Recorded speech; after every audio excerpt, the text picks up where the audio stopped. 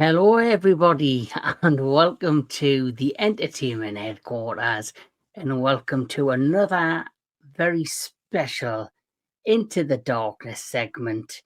And of course, as always, I am joined by my regular co hosts and good friends, Mr. Anthony Jordan of Movies and Gaming, Mr. Tony of the Dead, and of course, Mr. DJ Anubis.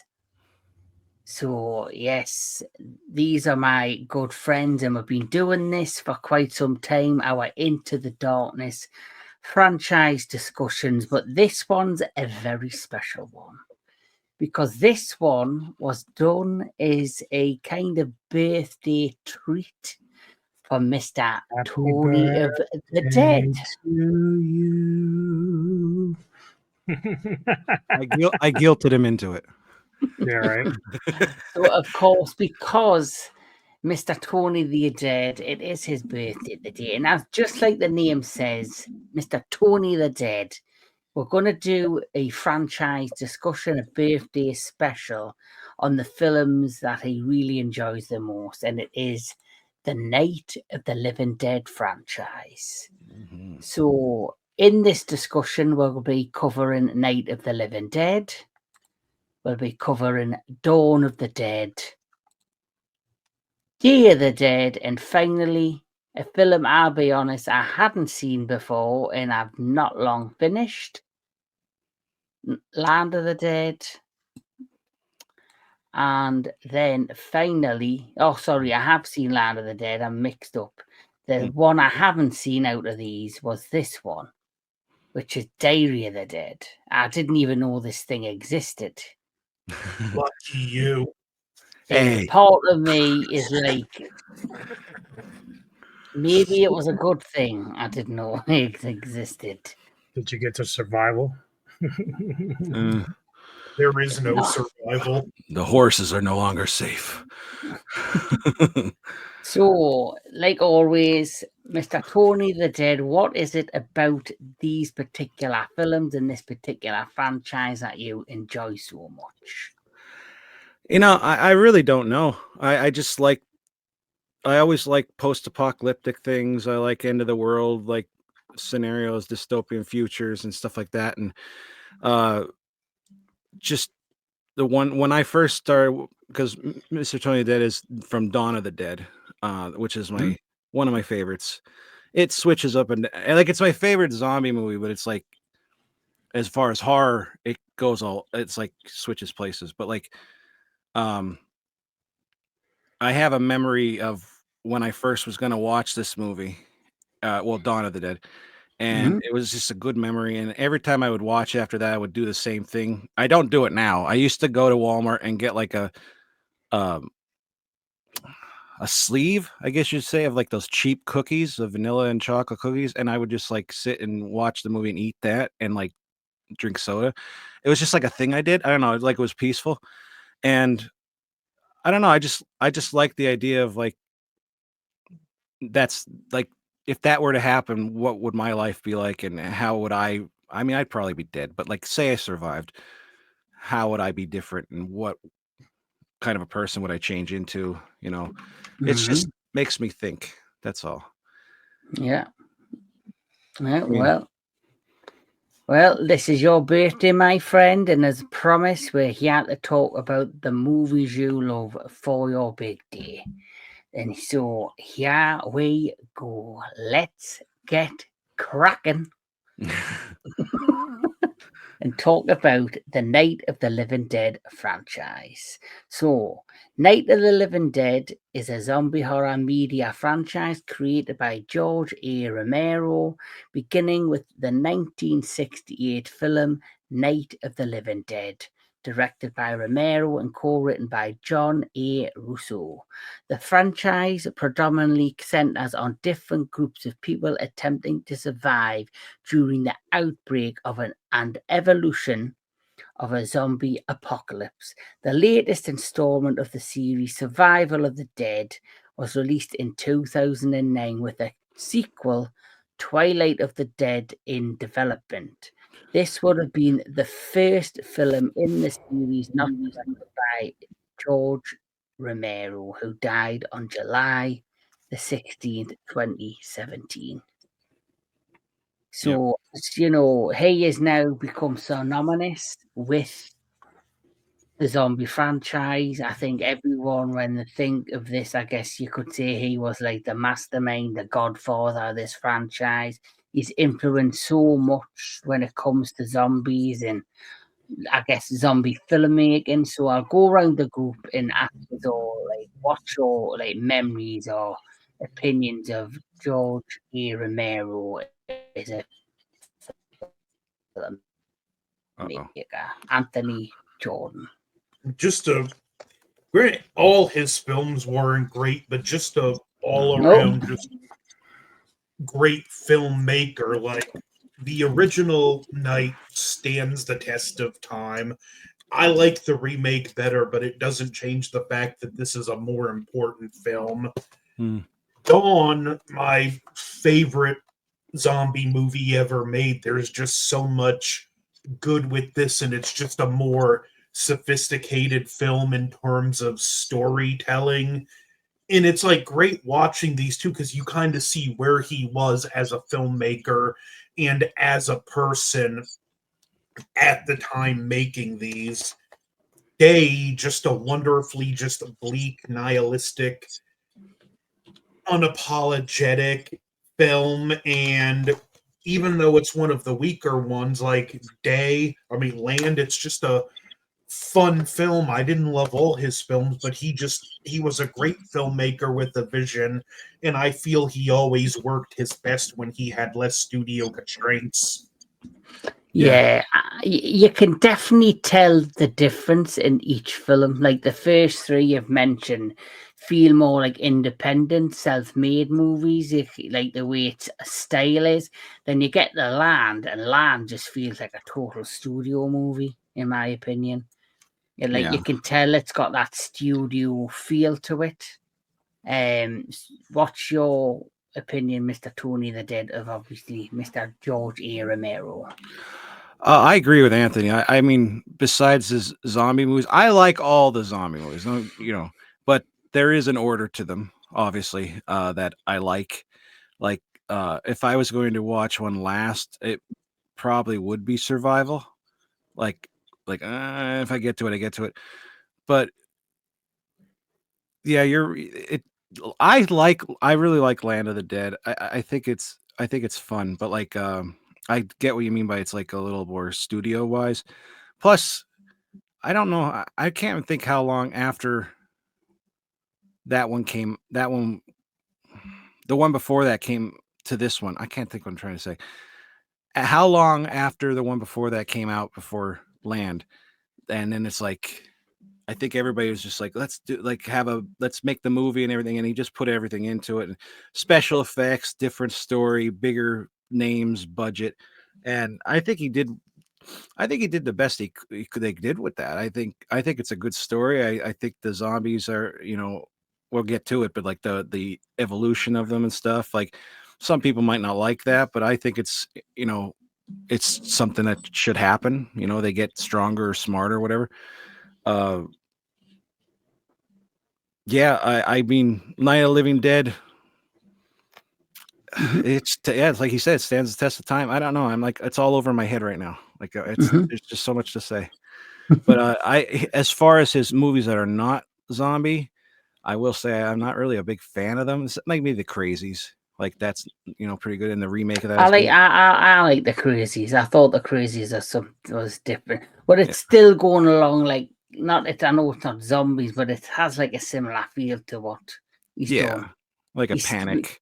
Yeah, the great thing about George A. Romero, he kind of knows where his bread's buttered, so he sticks in his lane and sticks to what he knows. He doesn't try to do too far out of the box, and that's been probably successful formula for his whole career. Yeah, that he's been able to, and like you say, there would be no zombie genre without him. Yeah, and it all I don't know about that. I think he perfected it. I think he started a something different. Like, because there was zombies way back in the day, in movies and that, but they were different. He just changed the style and how people perceive them, and then people just changed like the zombies in these movies. Like in 1990s, Night of the Living Dead, they look amazing. Like Tom Savini's work looked so good on the zombies, and they're scary. I don't care how slow they would be. If they look like that, that's terrifying. DJ Anubis. Yeah, there's not much more to cover that these guys have said. I mean, when it came to the zombie genre, he's the pinnacle of the name that you hear about when you think of zombie films. And like them also, like The Crazies is great. I also liked Night Riders, which isn't really horror, but it's a great movie. And of course, his work with Creepshow was amazing as well. So he had some duds in there, but other pieces of work are pretty good with terror and stuff. But his bread and butter was always the zombie stuff. I always enjoyed like his direction with it, but sometimes I felt like he never quite knew where they end up going. Like it never really branched out as far as I'd have liked him to go.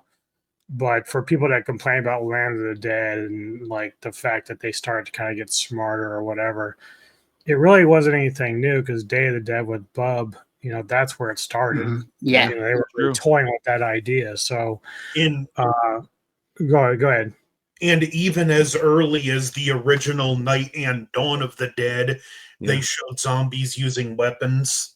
Yeah. Well, it shows you they're intelligent because if you look at the end of the end of Day, where they're at the helicopter on the top of the mall, and there's a set of ladders, it shows you the ones holding a gun trying to climb a set of ladders while still holding onto the gun.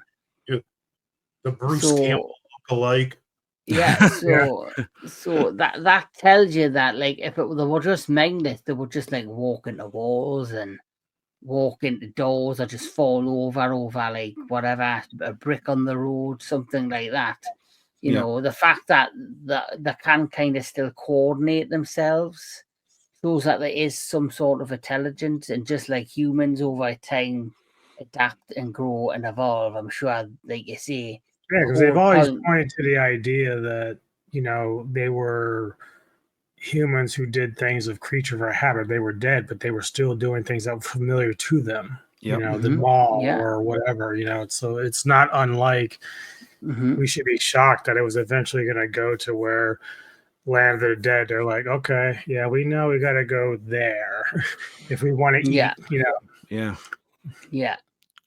When we get to Land, Anubis and I were watching it a couple weeks ago, 2 weeks ago or whatever, and brought up an interesting thing with Big Daddy, with Daddy and what's his name, Dennis Hopper.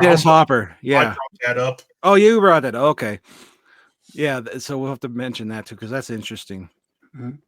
Okay, we'll get there. And also, like I say, it's like they say, we're us and they're us and we're. How do they say it? We're them, we're us, they're us and we're them. Yeah, you guys tongue twister. Yeah, it was like couldn't say it. They're us and we are them. There it is. There you go. So this particular franchise is got so far. There's Night of the Living Dead, Dawn of the Living Dead, Day of the Living Dead, Land of the Living Dead, Land of the Dead. Sorry. Oh, I did want to say this real quick, just in regards to Romero. Yeah.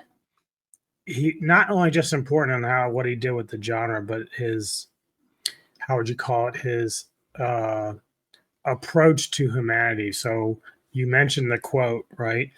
Well, that you see a lot of like what they can do as a collective as zombies, but we also watch like the downfall of humanity and how we treat each other and how we deal with them. Like it became like a sport, like we were drinking beers and just doing headshots. Like we became just as much of animals as they were at that point. So I just had to point that out because he always had a knack for showing a bit of a reflective of the society between zombies and humans. Yep. Oh yeah, definitely. I agree. So then then there was Land of the Dead, Diary of the Dead, Then there's Survival of the Dead, which we're not covering today. And then the next one, which in 2010, Romero was dissatisfied with his series ending with Diary of the Dead and Survival of the Dead. He penned a film treatment with co-writer Pablo Zelati, depicting a conclusion to the series that explains the fate of the zombie protagonists from Land of the Dead, and an ending where humanity has become virtually extinct. Romero has written the beginning of the script, but the project was stalled when Romero died of lung cancer in 2017. It was announced in April 2021 that the film had been put back into development under the supervision of Suzanne Romero, with Zelanti finishing the script with screenwriters Joe Netta and Robert L. Lucas. Suzanne told The Hollywood Reporter, "This is the film he wanted to make, and while someone else will carry the torch as the director, it is very much a George A. Romero film. As of yet, it hasn't had a release date yet, but apparently it was meant to start production in August of 2023. Yeah. So I don't know if that happened or where we're headed, but of course there has been many remakes and spin-offs, and the franchise is like spawned comic books and all sorts. So it's a much loved franchise that he created. Mm-hmm. But I don't know. Twilight is still talks of coming out. I don't know what. I guess they just want to make it perfect. I don't know. Yeah, I just can't wait. Yeah, especially that he's like no longer with us. Yeah. But let's Well, get I cracking. feel comfortable that at least somebody related is in charge of the project. Oh, Because yeah. to be honest, who's not, that's far more concerning.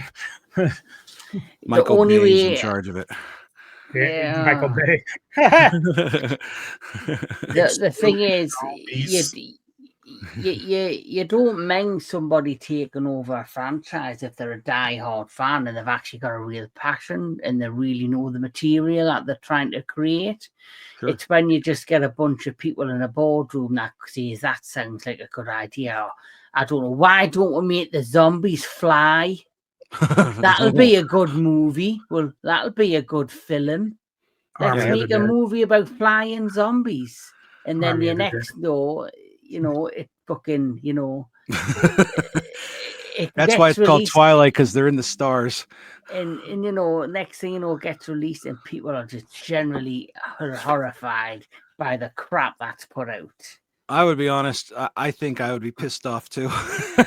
I like fast zombies. I think it's terrifying, but flying is a little crazy. Yes. Well, there was Flight of the Dead. Yeah, but that's in a plane. Yeah, but They're talking about they're flying outside, looking in the windows. Yeah. Zombies They're trying to get to it. You're just on like, a one plane. day- Zombies on one a day plane. a zombie starts flapping his arms really hard. all that dead skin just picks up wind. Oh. That's the case. I should be able to fly. Well, that's a conversation for another time, Mr. Tony. Well, thus it is my birthday. yeah. We'll talk about my fat if I want. Well, you're entitled to it. You're fat. You can talk about as much as you want. PHAT. Yes. Well, the fatties are the first to go. That's what they say. Or are the fatties the ones that are actually going to stay indoors? Who's gonna run? I'm not gonna run. I'm gonna make whatever they can do to not get up to this floor, and that's what I'm gonna die here. I don't care. Romero zombies, you don't exactly have to break a sweat to outrun them. No. Sci-fi just wished you a happy birthday. Oh, thank you. Nice. So All right. we're going to be talking first film, Night of the Living Dead, but we're not talking about the original. We're going to be talking about, of course, the remake, which is a very good remake. There's not many remakes that or as good as the original or better, but I do believe this is. So, Agreed. since it is your birthday, Mr. Tony, why don't you get us started? Oh, how do I start it? Like, well, Just tell me about it. I wanted to do 1990 because I feel like everybody knows the original, and not that nobody talks about this one. Just like I just thought for a change, let's do the 1991 and well, Yeah, technically 1989. What did they say yeah, in the movie? August 22nd, 1989. It yeah. was like on the radio, but yeah, I wanted to start with this one because obviously you got to start with Night of the Living Dead, and I always felt like, and I know all of you probably agree or did agree that this one, not knocking the original, but I think this one corrected anything that was wrong with the original one. If I say wrong, I don't mean like anything is like for instance, Barbara. I don't Yes, like Barbara in the original. I think she's a useless person. And this one they made her a badass eventually. yeah, And I also, without getting too far ahead, how the original ended, it almost looked racist. And now it's not. And I think the acting, obviously it's different times, but like the Well, characters yeah, in the this, original was sort of that yeah, was sort of the point. yeah. But like it's so Was I don't know where to go. I never start these things, so I don't know how to go. I'm a follower, not a leader. Well, I'll talk a little bit about it, shall we? So, this is Yeah. a remake. It's a 1990s American horror film directed by Tom Savini. Savini. Savini. Well, I say Savini because I am a Geordie from the UK and I can't fucking pronounce these names. And, you know, this actually was his directorial film debut. So, and it stars Tony Tony Todd. Todd. Yes, Tony Todd. And if you have Patricia, to just say Candyman if it makes it easier for your southern talk. Patricia Tallman, and you know it is a remake. And Romero rewrote the original 1968 screenplay, and it had originally authorized with John A. Russo. So you know the plot is very simple. You've got an idyllic, you know, scenery. You've got the lead there who's heading to, I guess, the graveside of her mother with her brother. Barbara is going with her brother to visit her. I'm assuming her mother's grave. He's being an arsehole in the car, taunting her, and she just comes across very whiny and moany. And as they arrive at the graveside, things look a bit weird, and then suddenly they are attacked by a number of zombies. Her brother is killed. She then runs off to try and escape and finds like this farm, and she finds the farmhouse, and she goes to hide in the farmhouse, where she once again is attacked by more zombies, who are obviously the people that are from the farm. And then next thing you know, we're introduced to a number of characters who are hiding out in the farmhouse, and they're going to be spending the night there till the next day, so they can then hopefully survive the night and run away and survive. Right. And you've got Tony Todd as Ben, Patricia Tallman as Barbara, Tom Towles as Harry, McKay Anderson as Helen Cooper, William Butler as Tom Bittner, Katie Finneran as Judy Rose Lawson, Bill Mosley as Johnny Todd, Heather Mazu as Sarah Cooper, and Russell Strainer as Sheriff McClelland, and a host of others. Oh, and you also have Billy Cardale as himself, reprising his role from the original film in a cameo appearance as the TV's news reporter. And he was the father of the girl from Day of the Dead. Yeah. So that's one thing I'll tell everybody. If you're asking me questions about things and I don't know, it's because I don't like to look into that stuff because I feel like certain things ruin it for me. Mm. So like if anybody has any things that I might not know, just feel free to say it. And I'm talking about like anybody watching this after you upload and everything too. Like Mm. I'm not saying I'm 100. I know everything about Romero. I know really nothing. Aficionado. Yeah, I'm not an aficionado. I'm not a fishing for Nemo, but I'm. That's just, I just don't want everybody to think like, oh, he likes these. How come he doesn't know anything? I like movies. That's all. I don't know people. I don't know I'm names. 53, man. My mind can't hold any more information. I'm sorry. I'm 45. Colon Guard's calling me. You're right. Well, we'll get cracking and we'll talk a little bit about the site straight away. What I love about this one is, like you've mentioned, Barbara. I love how it's set up. How she's like this whiny, screaming woman who's like, every time something happens, and then you've got badass Tony Todd who comes in as Ben, who's like, "Shut up, bitch," Get your shit together, or you get the hook. Yes, Yeah. and then you've got him. He's barricading the house, But she's smart and she realizes that these zombies are slow, so they probably could have outrun them.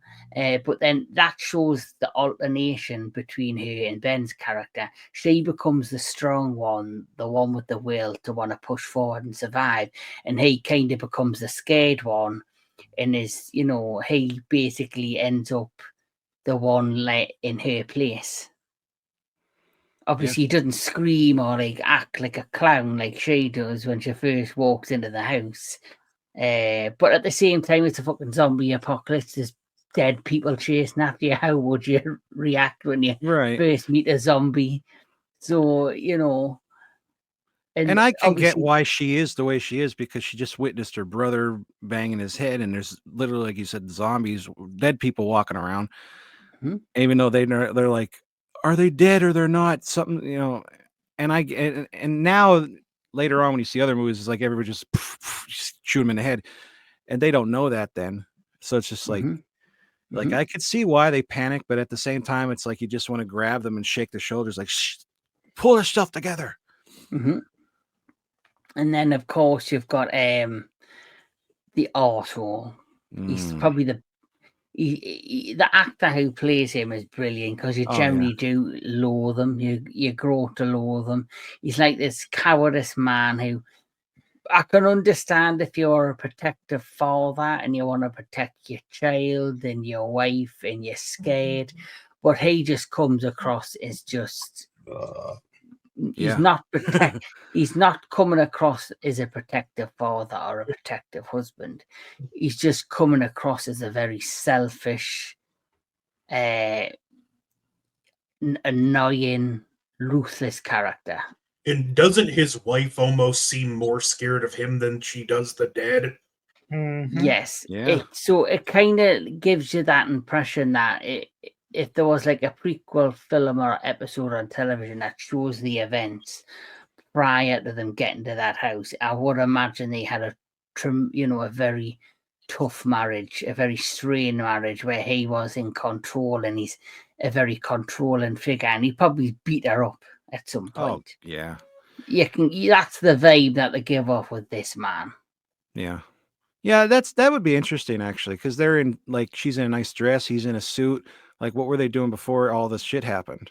And the daughter's got like, I think, if I'm honest, because Barbara was found, it all kicked off at a grave, a grave in a cemetery prior to her running off to some local farm that must be near that area.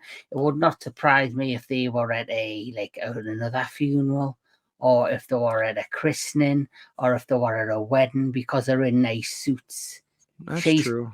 The daughter's got like a nice blue suit on, which for me, that's something you would wear at a child's christening. She's got like a nice evening gown on, and he, like you see, has got a suit on. Yeah. And they're near a church, which obviously has a cemetery on the grounds. So for me, I think they were in such a close proximity to each other that they've all kind of scarpered to get away from the events that's happened. And clearly, wherever they were, the daughter was bitten, Yeah. or something's happened for her to be infected. So clearly, they escaped to save the daughter, and ended up at the same farmhouse.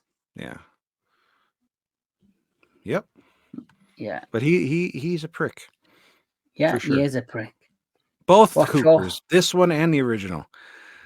Yes. Like well, I'll talk. I'm sorry, I don't mean to cut you off.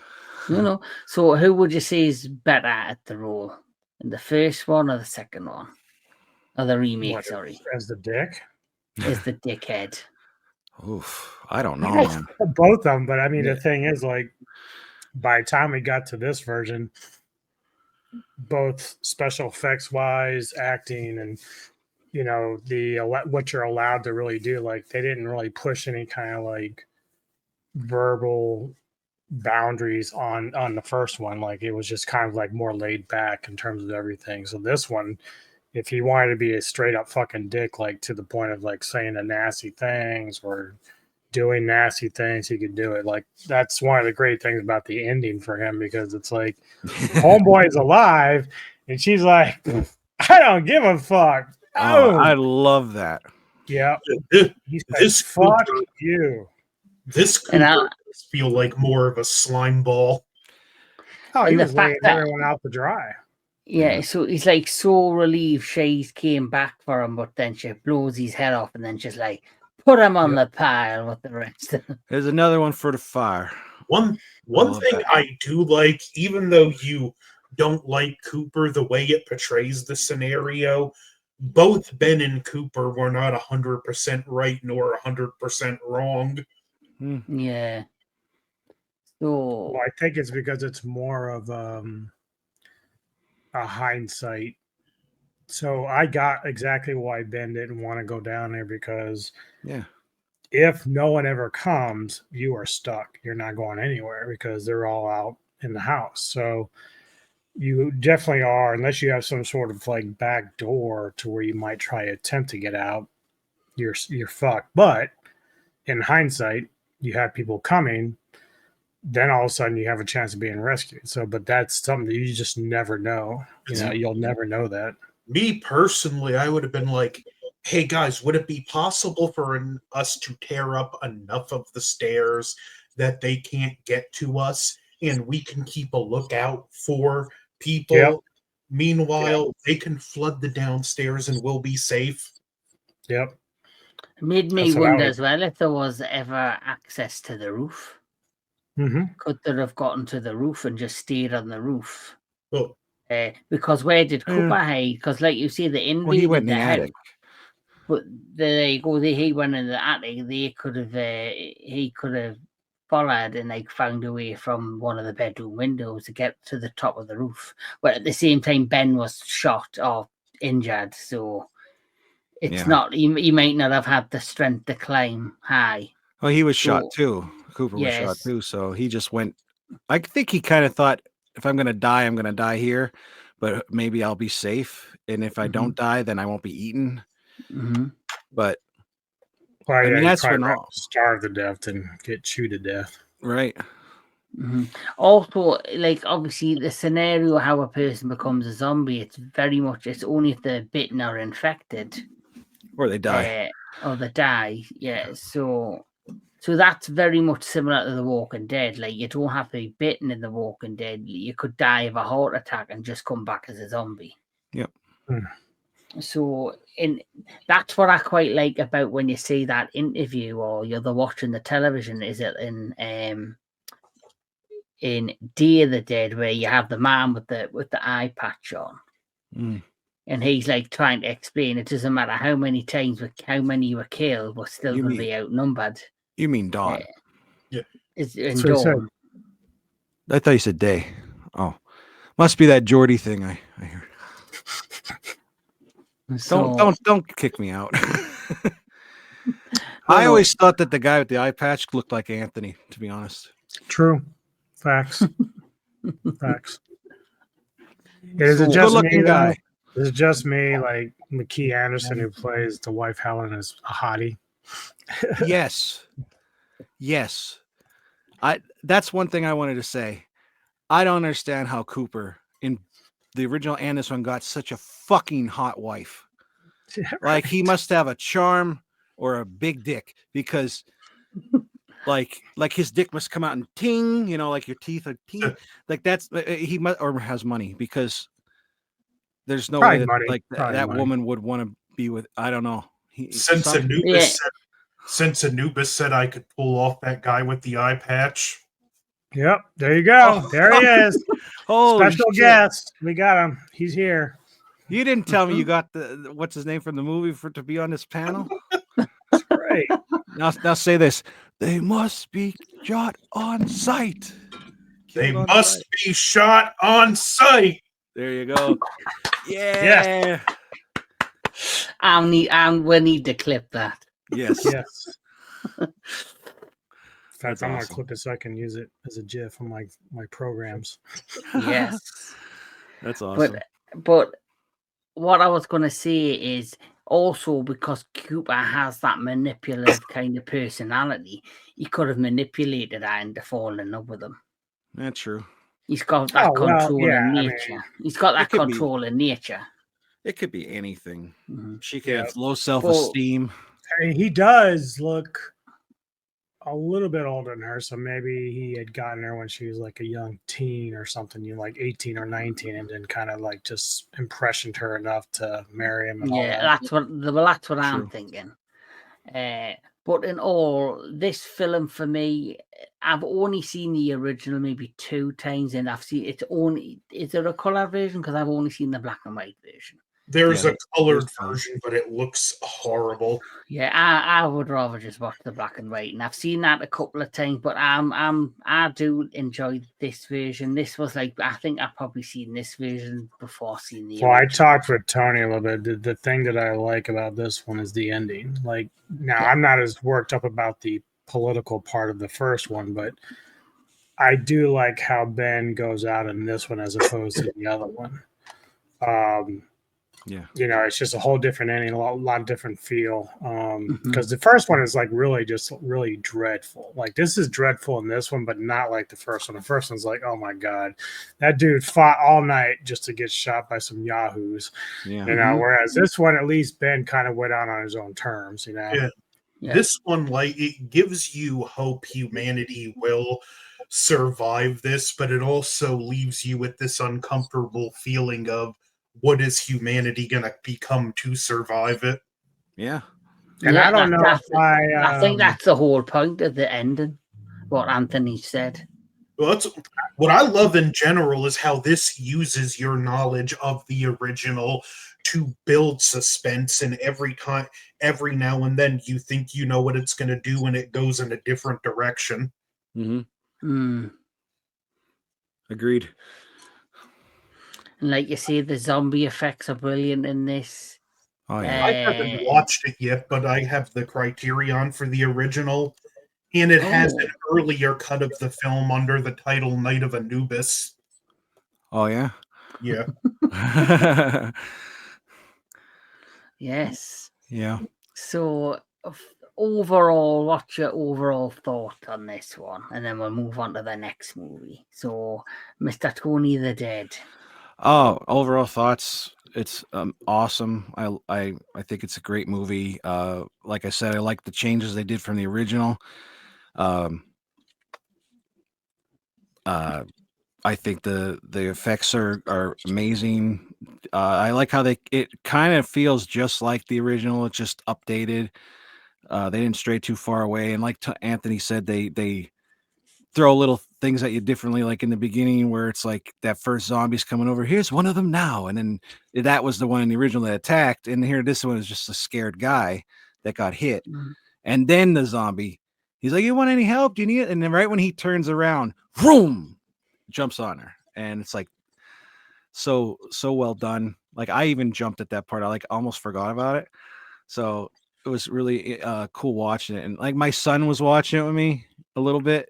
He's like, what are, I said, they're zombies, because he knows what they are. Well, why are they going after her? I said, because they're in the way.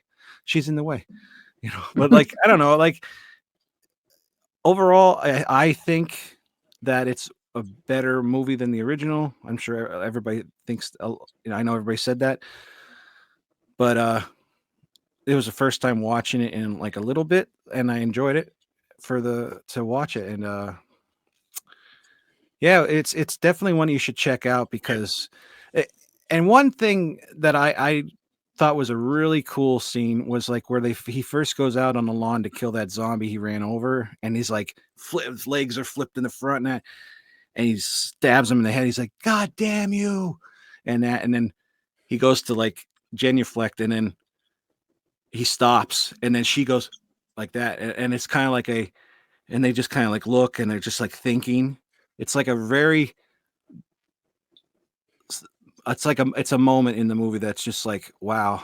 It's like intense in my brain. It was an intense moment where they're just like realizing like, oh my God, what is going on? What do we do now?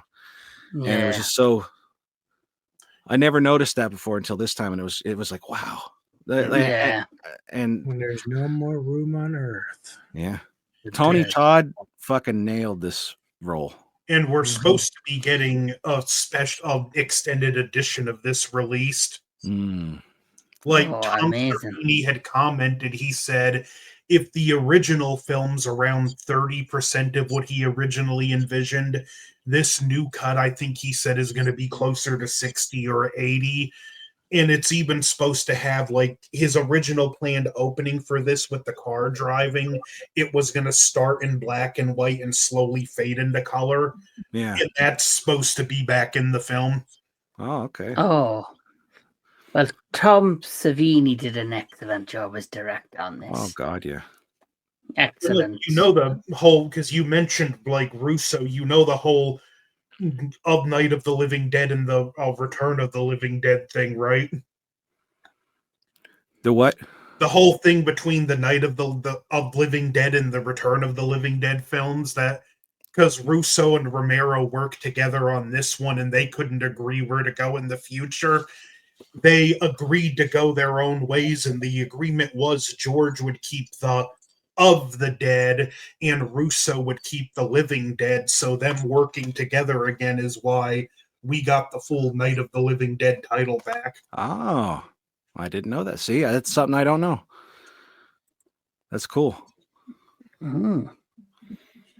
It also kind of makes sense because if you look at the titles of all the films that followed, you've got Night of the Living Dead, then the rest are just of the dead.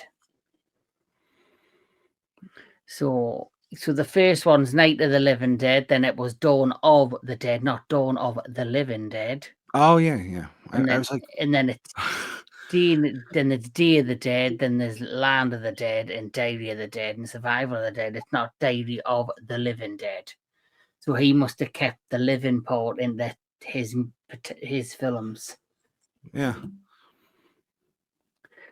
Cool. So, and you can tell them apart because Return of the Living Dead compared to like any of the other Night of the Living Dead or Dawn of the Dead is like totally different.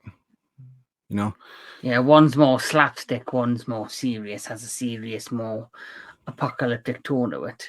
I think it would be way more scarier if you couldn't kill them by kill them in the head. I mean, how do you stop them? Mm-hmm. So after this one, are we ready to move on? Yeah. Yeah. Let's crack on. Yes, we're ready to crack on, Mr. Birthday Boy. So the next movie is Dawn of the Dead. Yeah. And the title and the scenario of this one says, following the scenario set up in Night of the Living Dead, the United States and possibly the entire world have been devastated by a phenomenon which reanimated recently deceased humans, begins a flesh-eating zombie apocalypse. Despite efforts by the US government and local civil authorities to control the situation, society has effectively collapsed, and the remaining survivors seek refuge. Protagonists Roger, Peter, two former SWAT members join with Stephen and Francine, a helicopter pilot and his girlfriend, planning on leaving the city and take refuge in an enclosed shopping mall. So, this you've mentioned, Tony, is your favourite of the series. Yep. Yeah, So and why one of is- my all-time favorite zombie movies too. Yes. So why is this your favourite? Just this is the one I think I started off. I don't even know if I saw Night of the Living Dead before I saw Dawn of the Dead. So this one just always got like it hit me closer to home, I guess, because I was at the time going to the mall a lot too, so there was the mall aspect of it, and again, like I said before, just panic and everything happening, and they have to go together, and it's like a thought in your brain, like if you were to go to the mall, how would you do this? Like, and yeah, I mean, it's just like it just makes me think of like what I would do if I were in this situation. That's how I put myself in their situation when I'm watching a movie. I know everybody does that, but like I just feel like I'd be comfortable. It's weird. There's something about a zombie movie that makes you think about the situation more than most other scenarios. Yeah. Because I'm not saying it's going to happen, but like, who knows what could happen? There's never a cure in any of these movies. Everything hits the fan right away. Like, you gotta like. I think a lot of people have that in their brain. Like, what would I do if I were in this situation? Like, where would I go? And then, like, oh, you can't go here because everyone's going to go there. You can't go to the hospital. That's the worst place to go. Like, you want to go to the Walmart, but everybody's going to go to Walmart. So you got to stock up beforehand. Got to go to Dwight Schrute's fallout shelter on The Office. Sorry. So, yeah. What's your opinions of this one, Mr. Anthony Jordan? Oh, I absolutely love this film. It's just a classic, just from the setup to the scenario, the cinematography. One of my favorite shots in this film, and it was just basically them filming at the right time. It's when they're all taking off in the helicopter, and you see that office building in the back, and all the lights start shutting off, and that just more than most any scene in the film captures the end of society. It's just the characters, the scenario, and like when one of the characters does get bit later on in the film, like you feel it. When the three of us watched these together a couple weeks ago, I had commented to Anubis because I don't know what cut we were watching, but it wasn't the US theatrical cut, and I'm like, wow, this is a much more depressing cut of the movie, and I love that fact. Tom Savini, this film, he got to do the makeup, and for just how simple, it's just people with a bluish gray grease paint applied to their skin. It's super effective in the simplicity. I can't say enough good things about this one. Yeah. Mr. DJ Anubis. This is without a doubt the pinnacle of zombie films. It is a masterpiece by all measures. I don't know if I've heard the Italian version because I'd forgotten that Argento actually did his own editing for the soundtrack, which would be Goblin, and that really intrigues me a lot. Mm-hmm. But the film itself is just so great. And even so, when Snyder did the remake, I was like very hesitant. But after seeing what Snyder did, I was like, okay, he brought a fresh take to it and actually brought fast zombies, which really freaked me the fuck out because that changes the dynamic entirely. Yep. So, but even then, nothing will ever match this. Again, Savini is like the masterclass of special effects.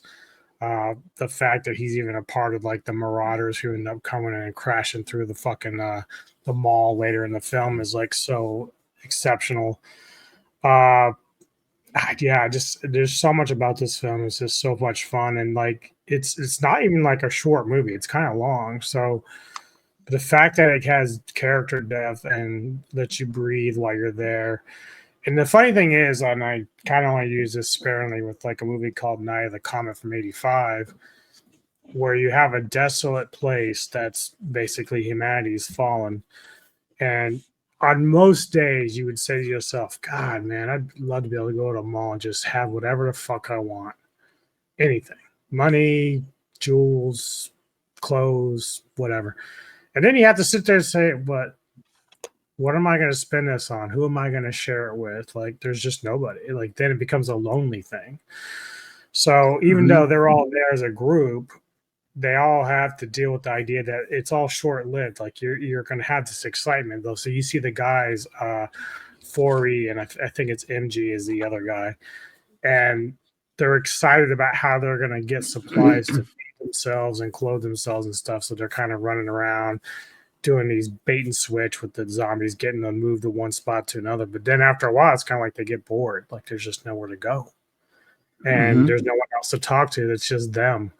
So then like you're closed in with these people that after a while they want space. And, you know, they get a bit of cabin fever, don't they? It's like cabin fever. They're all stuck together. And then you're also scared because I like Forey's character because he's always forward thinking. He's always like, and this is the cool thing about Romero with his films is that, especially early on, it's these persons of color that are the ones that are the big guys, the leads. And so he's always thinking like once they start getting messages from people on the outside, it's like, well, what is their intentions? Are they here to group together and build more of a society again, or are they here to take what we have? And so you have to be wary of what's going on. Again, it's that whole mirrored reflection of humanity and how they treat other people. And so they're just parasites. You just become like, you already know the world's done. We see it all the time when shit goes wrong somewhere in a city and all of a sudden there's looting. Like you have the worst possible things that we're dealing with, like a shooting from a law enforcement officer or something on somebody, and that should be the focal point. But also we've got people destroying cities.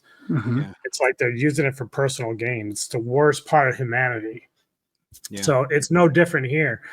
If society were to crumble, and you know Tony was talking about, how would we react to this? Like nowadays we can sit there and say if we literally had a zombie attack today, that you know, we've seen so many movies now, we kind of know like what's at play, even though it'd be a whole new thing. Maybe it'd be entirely different than what we've ever seen or tried to write in movie making. But the first thing that always comes up to me is like the one thing I remember first seeing ever was, and I thought it was the coolest shit, is you've probably seen before in these guys' trucks that are like these old school trucks. It's called the Zombie Outbreak Response Team. That's what I would be. You know? I'd be out there driving one of those fucking things, you know? But yeah, it's really kind of a funny thing because every time I watch a movie like this or watch Dawn, I'm like, man, it'd be kind of cool. That would be a great place to go is the mall.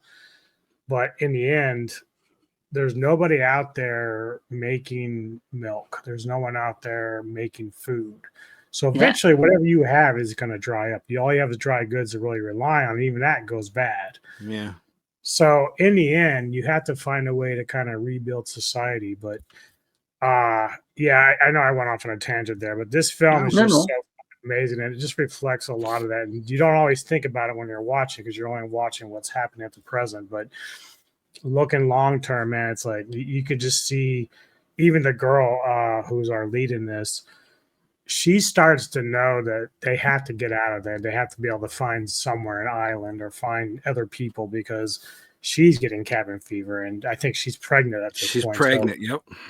So she has to start thinking beyond this mall. And so it's really crazy how this movie plays into that. And it stood the test of time. It's never dulled. It's never gotten worse for me. It's always the top of the thing. It's always there. I like how he was even like insistent that me, or she was insistent her, but in general that somebody else needs to learn how to fly that helicopter. And that was great. That was a great moment. She's right. Yep. And she turned out to be right. The Yeah. thing is, what I've noticed with these films, well, the first three of the films, is that Romero and the other writer, they're very good at creating strong female characters. Mhm. Like you see, Barbara in the original was annoying. You wish Mm. she'd died.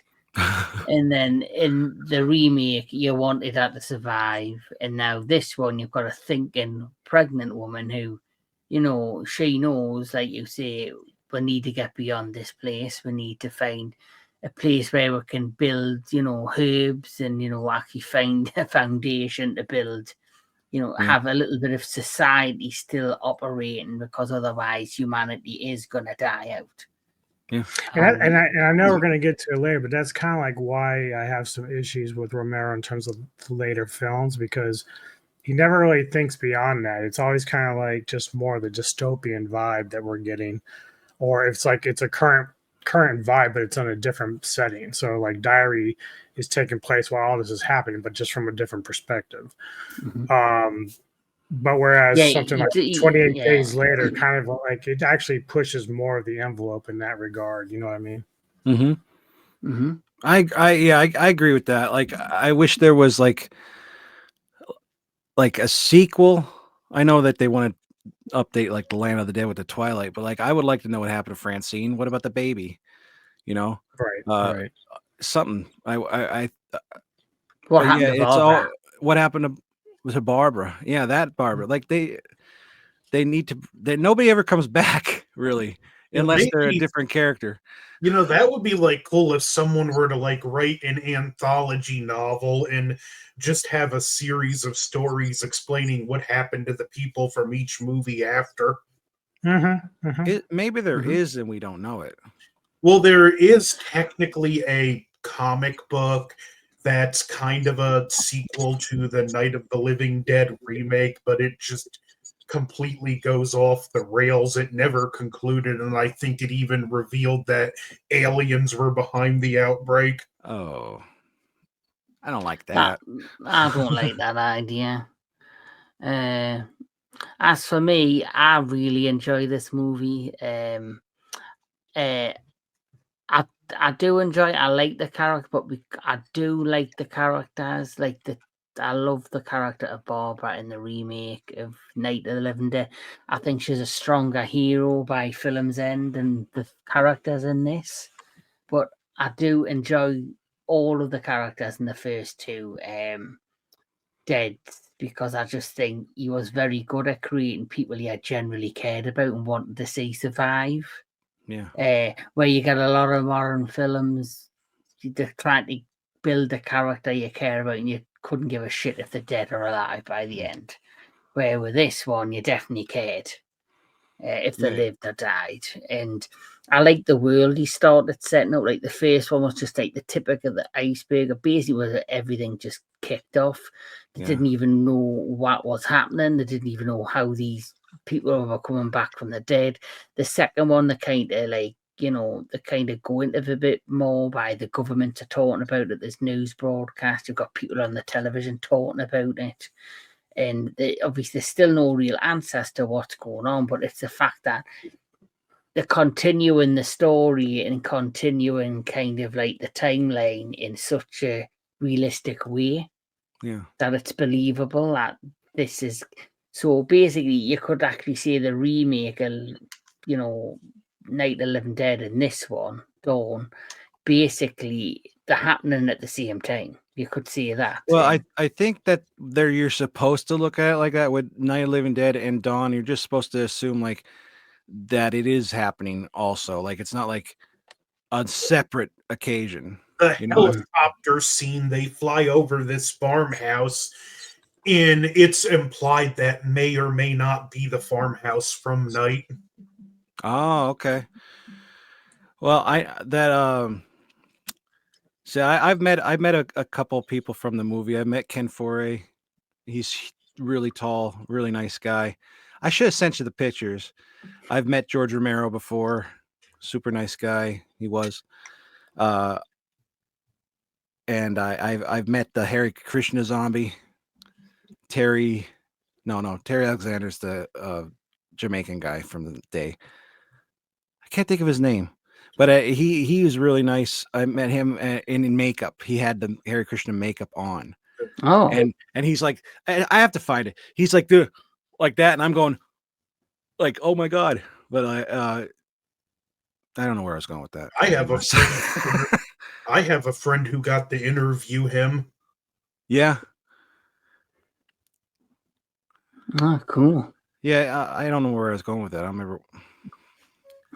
I'm on medication. I'm sorry. I'm not high. I like drugs wise, but You've got I- nothing to apologise for, Mr. Tony the Dead. It's your birthday. If you want to get high on your birthday, no, I'm you not. get high. That's what I'm saying. That's not why I'm so stupid right now.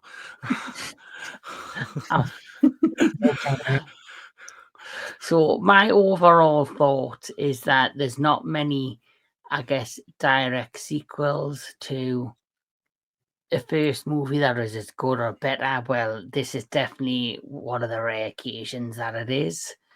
I do really enjoy this movie. I love like the setting, like you see in the mall. They can just go to the donut shop and have as many donuts as they want, or just rob the bank, and no one's going to stop them. It's Yeah. a great movie. You know, But the bank thing, like being forward thinking, like that wouldn't be a smart. That would actually be kind of a smart place to hit up because if nothing else, you have kindling to start fires. True. Mhm. You know, they look at the money and they're like, you never know. And they took the Mhm. picture. That's so good. But like, I think if in the thinking of you never know, I would probably take all that money and just bury it somewhere. Mm. And then if shit gets back to normal, you go back and get the money.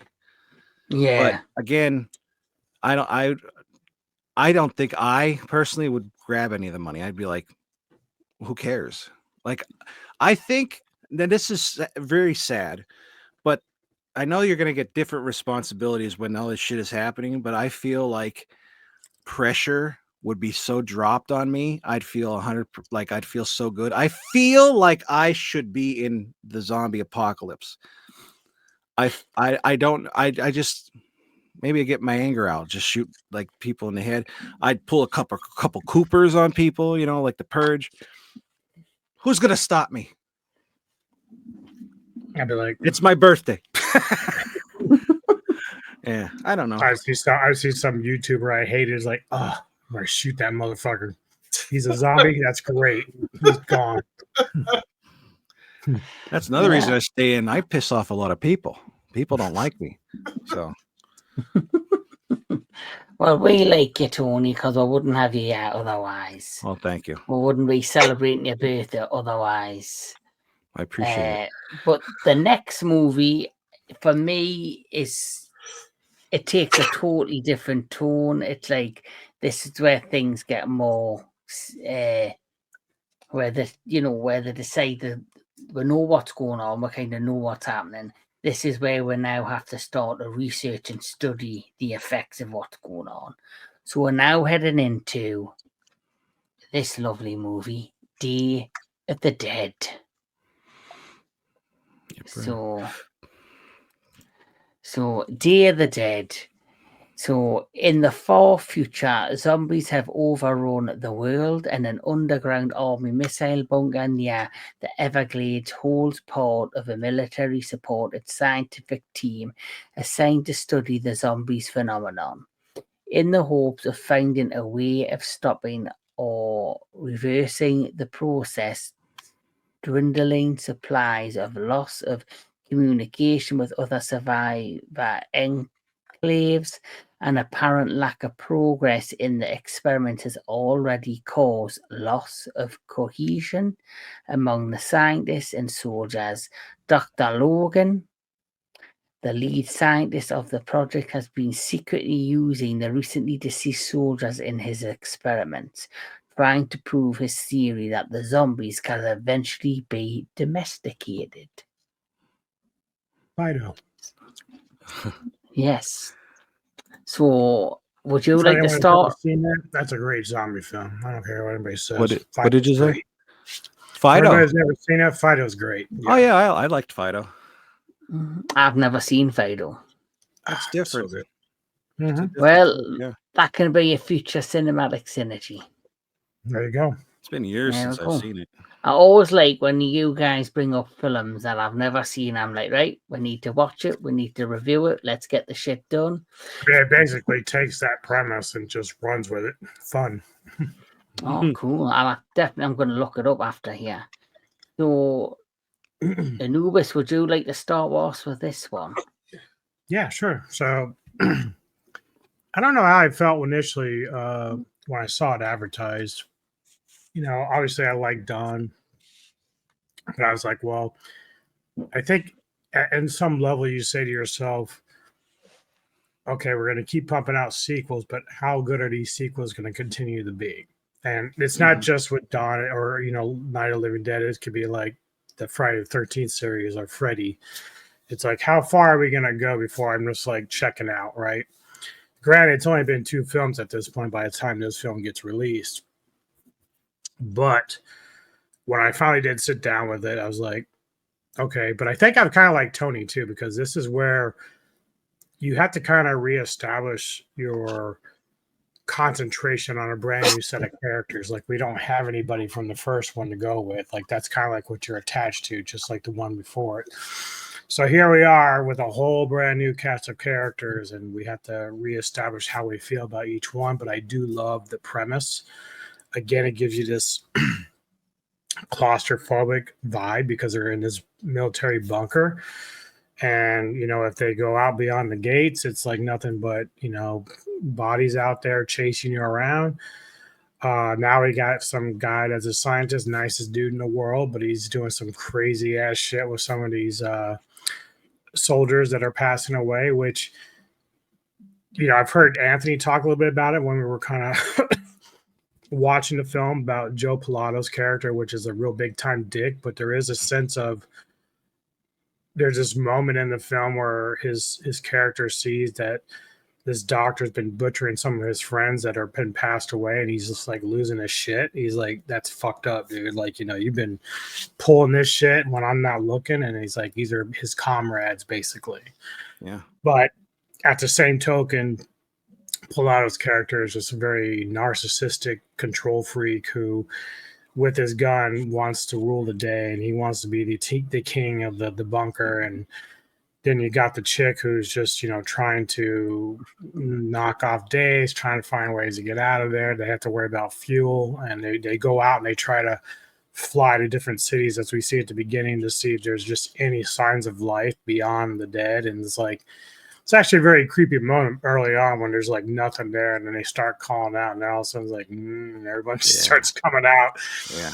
So special effects top notch as always in this film. Obviously, again, we talked about earlier where we're even branching off now again to where we're trying to teach zombies how to live again and see if we can coexist with them. Bub, very interesting zombie. Of all the zombies we deal with, whatever, all throughout the series, he's like the one that we're just kind of like, you actually have sympathy and empathy for this guy. Like, it's like he truly is trying to connect with the scientists and the people. And it's like, one of the nice moments is when he's listening to the music and his eyes light up. He remembers that there's music, and he's trying to regain his humanity in some way. But the downfall is the only thing he can eat is flesh. Like, that's just how it is. I love the scene at the end when he does the salute. Yeah. And that's a cool thing because it shows, again, he knows the scientist was killed by the other character. And so he's got the gun. He doesn't have great aim, but he still managed to shoot the guy a couple times in the leg. Yep. Mm-hmm. And so at the end of the day, when finally Pilato's character is opening the elevator doors, he's just like, see you, dude. Don't want to be you. Yep. It's also a great callback because earlier when he tried to salute Pilato, like, he looked disgusted over the prospect of saluting back. So yep. He might as well have just given him the finger. Which just shows the hypocrisy of Pilato as well, because again, I felt Pilato's pain when he saw the scientists working on his buddies, but it's like you have a fallen soldier who may not have been part of your crew, but he's actually trying to salute you. And you're just gonna laugh it off because he's already dead. Like you don't know him. That's kind of ridiculous. So yeah. The one thing is, we're all hated the dickhead in Knight, but I think he was the best villain in all of the deads. I absolutely, it's one of my favorite deaths ever in cinema. The only thing that ever surprised me about this film is that I guess in some ways it's great because it probably would have made it worse for a lot of other people that are just normal fans. But whenever you have a woman that's there by herself, the one thing they have to worry about is like rape. You know what I mean? And so like there were times that I thought, man, she's gonna be put into her corner because she's very rebellious. She doesn't want to go along with the program. And I can see Pilato being the kind of guys like, I'm just going to let my guys have their way with you. I really thought that was going to happen. It's happy it didn't, because those are very traumatic scenes when you watch them on film, even if they're just designed by fake. But I honestly thought that was kind of surprising that Romero never went there with that, because that's something that would probably take place in this world that he's built. I was 100%. Actually watching a review of this once, and the guy doing the review, he was at an event and there was a screening with Pilato, and he said like Pilato was drinking and he was just in full commentary as the character throughout the whole movie, commenting on every other character as Rhodes would. It was great. I got my own personal commentary with Rhodes. Nice. Yeah. I could imagine though the reason he didn't do that, like who getting raped or whatever, is because the film's already bleak and dark as it is, and maybe he said this too much. Maybe they've only got so much limit we can do. If they maybe had done a modern like a remake of this as well. I've never seen the remake. I have no interest. The remake. Yeah, I haven't seen the remake of The Land. You don't have to. I mean, it's dark. I mean, they could have did the same thing with Dawn or any of them actually, but I do think that on some level, Romero wanted to kind of keep it to where at least people can go and see it. Where, it's not like anyone ever really, as far as critics, ever really panned him as a Oscar winner or anything. But if he had done anything much darker than that, like with the rape or anything, they would have just crucified him. He wanted to keep it as classy as you could for a splatter movie. Correct. Yeah. Plus, he always has like the woman is not always, but she's usually the main character. If we make her vulnerable, that like she that happens to her, then where does the character go? I mean, it'd be different if it was like a series or something. Then a couple episodes in, she takes But I maybe if he had like more than one woman down there, and then like.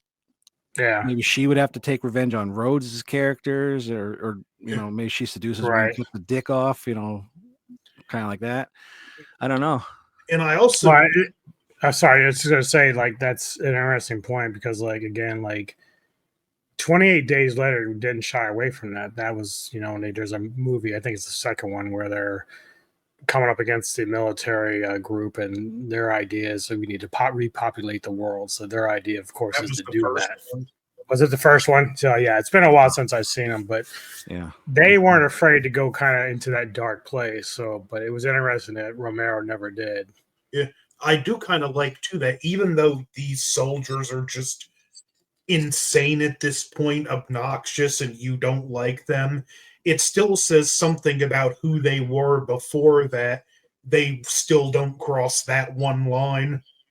I also never thought of it too. Like, I feel like they've been down there so long that they don't really know how to handle them, because look at how they bring them out with those things. It's like they could literally just grab them from behind or like shackle them and just pull them or something. But they're like, I don't know. It's like they're, like I said, they're just down there too long. They don't. I mean, they know to shoot them in the head, but I don't know. It's just Well, they got to a point where they just got very sloppy, very like again, it was more of that whole thing where even they start becoming gung ho, and they're like, it was more like they're trying to entertain themselves, like they're so fucking bored that That's they have to true. go grab more bodies that they're gonna fuck around and find out, and that's when they start losing control. Like I commented when we were all watching it together, the best thing to do would be be as rambunctious as you want, lure them into the holding pen, then go away for a while, let them calm down, then transfer them. Yeah. Yeah, that makes sense. But I've just, while you have been talking, and I have been listening, but I've also, because I didn't realise that there's been a number of like remakes or prequels. There was a prequel called Day of the Dead Continuum, Yeah. and then there was a Day of the Dead remake, then a Day of the Dead Bloodlines. Yep. Which, have you seen those? What's your opinion on those? Are they horrendous? Are they worth watching? What's your... Day of the Dead was horrendous. The Bloodline ones, I think I watched like 20 minutes of it. It had kind of a promising setup, but it just wasn't good. Yeah, I didn't watch Contagion because the one before that was terrible. That's the one? I think I asked Anthony this last time. That's the vegetarian zombie, right? Yeah, there's a friendly zombie in that one. He doesn't eat people because when he was a human, he was a vegetarian. Oh, for fuck's sake. And instead of Bub, his name is Bud. Yeah. Well, I've got an idea what we need to do with the vegans. Hey, the way that I don't want to get political, or anything, but I'm just saying the prices are going up. We might have to start eating more vegetables. I wouldn't want to eat you, Tony. If I'm no, I'm not going there. I'm joking. The price of eggs. I'm only joking. I don't even eat eggs. I don't give a fuck about the eggs. No, I do care. That sucks. Yeah, but anyway, do like this movie. I think it takes a much darker tone, but I think they have to try and do, if you're going to do a third movie in a franchise, how do you differentiate them? You know, how do you make them stand out? And so I think also it's like I've said before, it's an evolvement of the story. We know how it started, you know, it then starts to spread out across the nation. This one's about research and how to contain it. And then obviously the next movie is all about, I guess, the aftermath of when trying to contain it failed. And that is Land of the Dead, which, as I stated when we first started, you can tell via the budget that this is definitely more of it on a studio.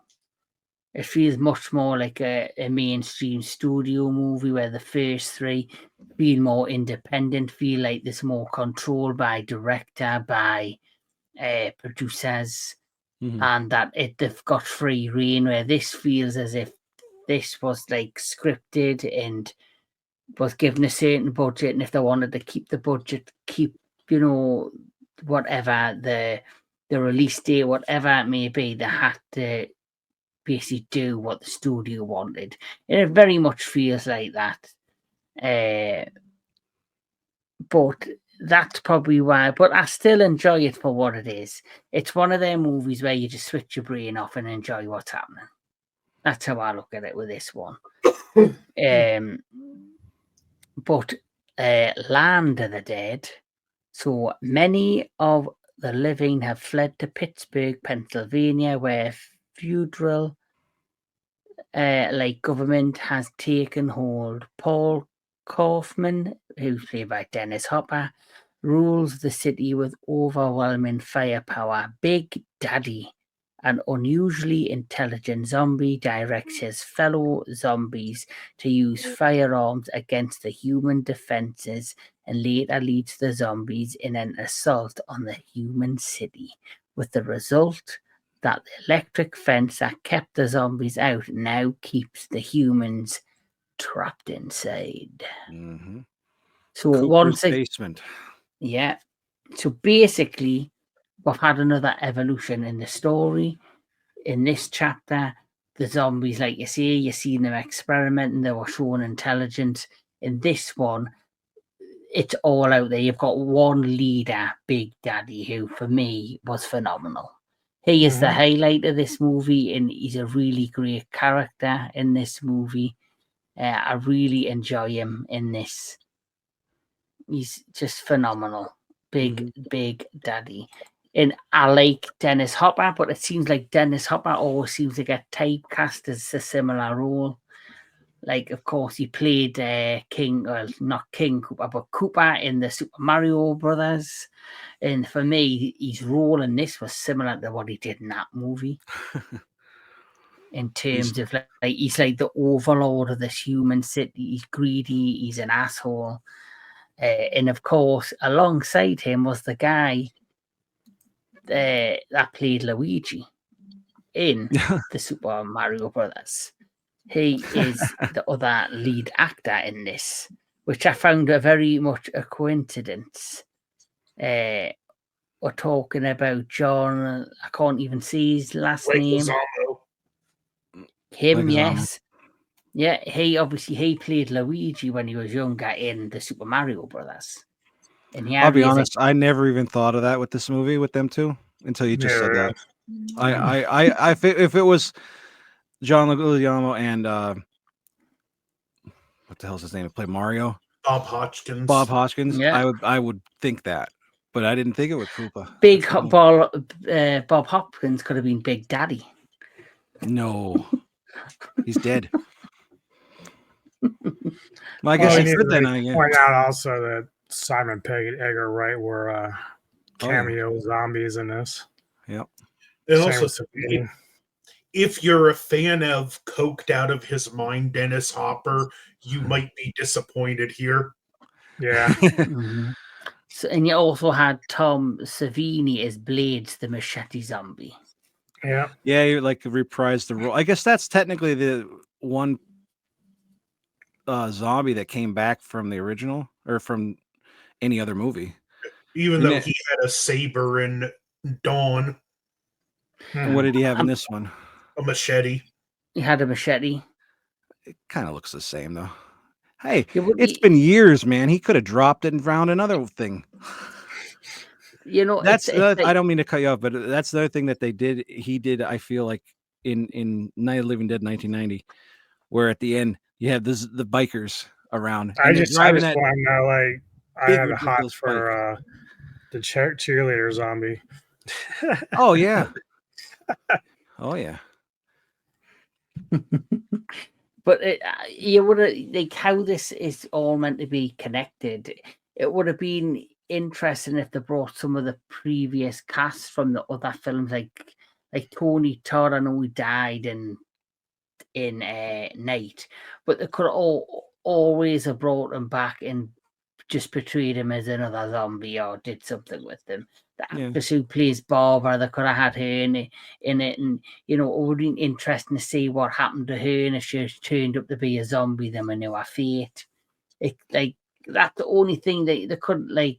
I always wanted a movie where it showed these characters years down the line, and where they ended up. I always saw, because of the way Barbara ended up in the end of the remake, it's like she could have been like the Ellen Ripley of this franchise.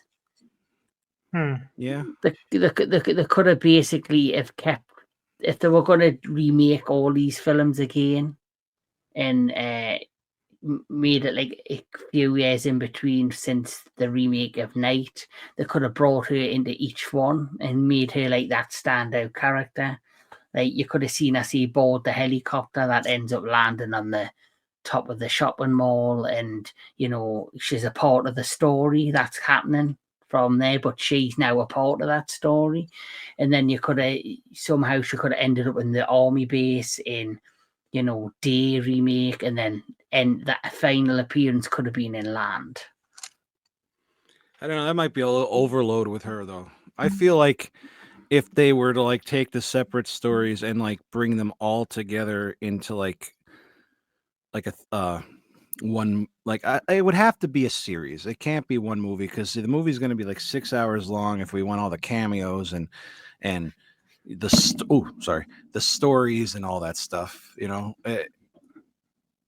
I don't know. I mean, I You don't don't have to think have I'd 100 want to. cameos, but I think that the story has to be well written. So let's say Twilight, if ever gets released, let's say that's what they're gonna do. They're gonna combine some of the older characters and say you take Barbara or you're gonna take the girl from Day, and we're gonna find out exactly where they've been for the last 20 years, and they're older, of course, now. So, but the actresses will be like, yeah, it was somehow some new group of surviving humans come across one of them, like Barbara, and she's been hiding out in some house on the fucking island or whatever, and Yeah.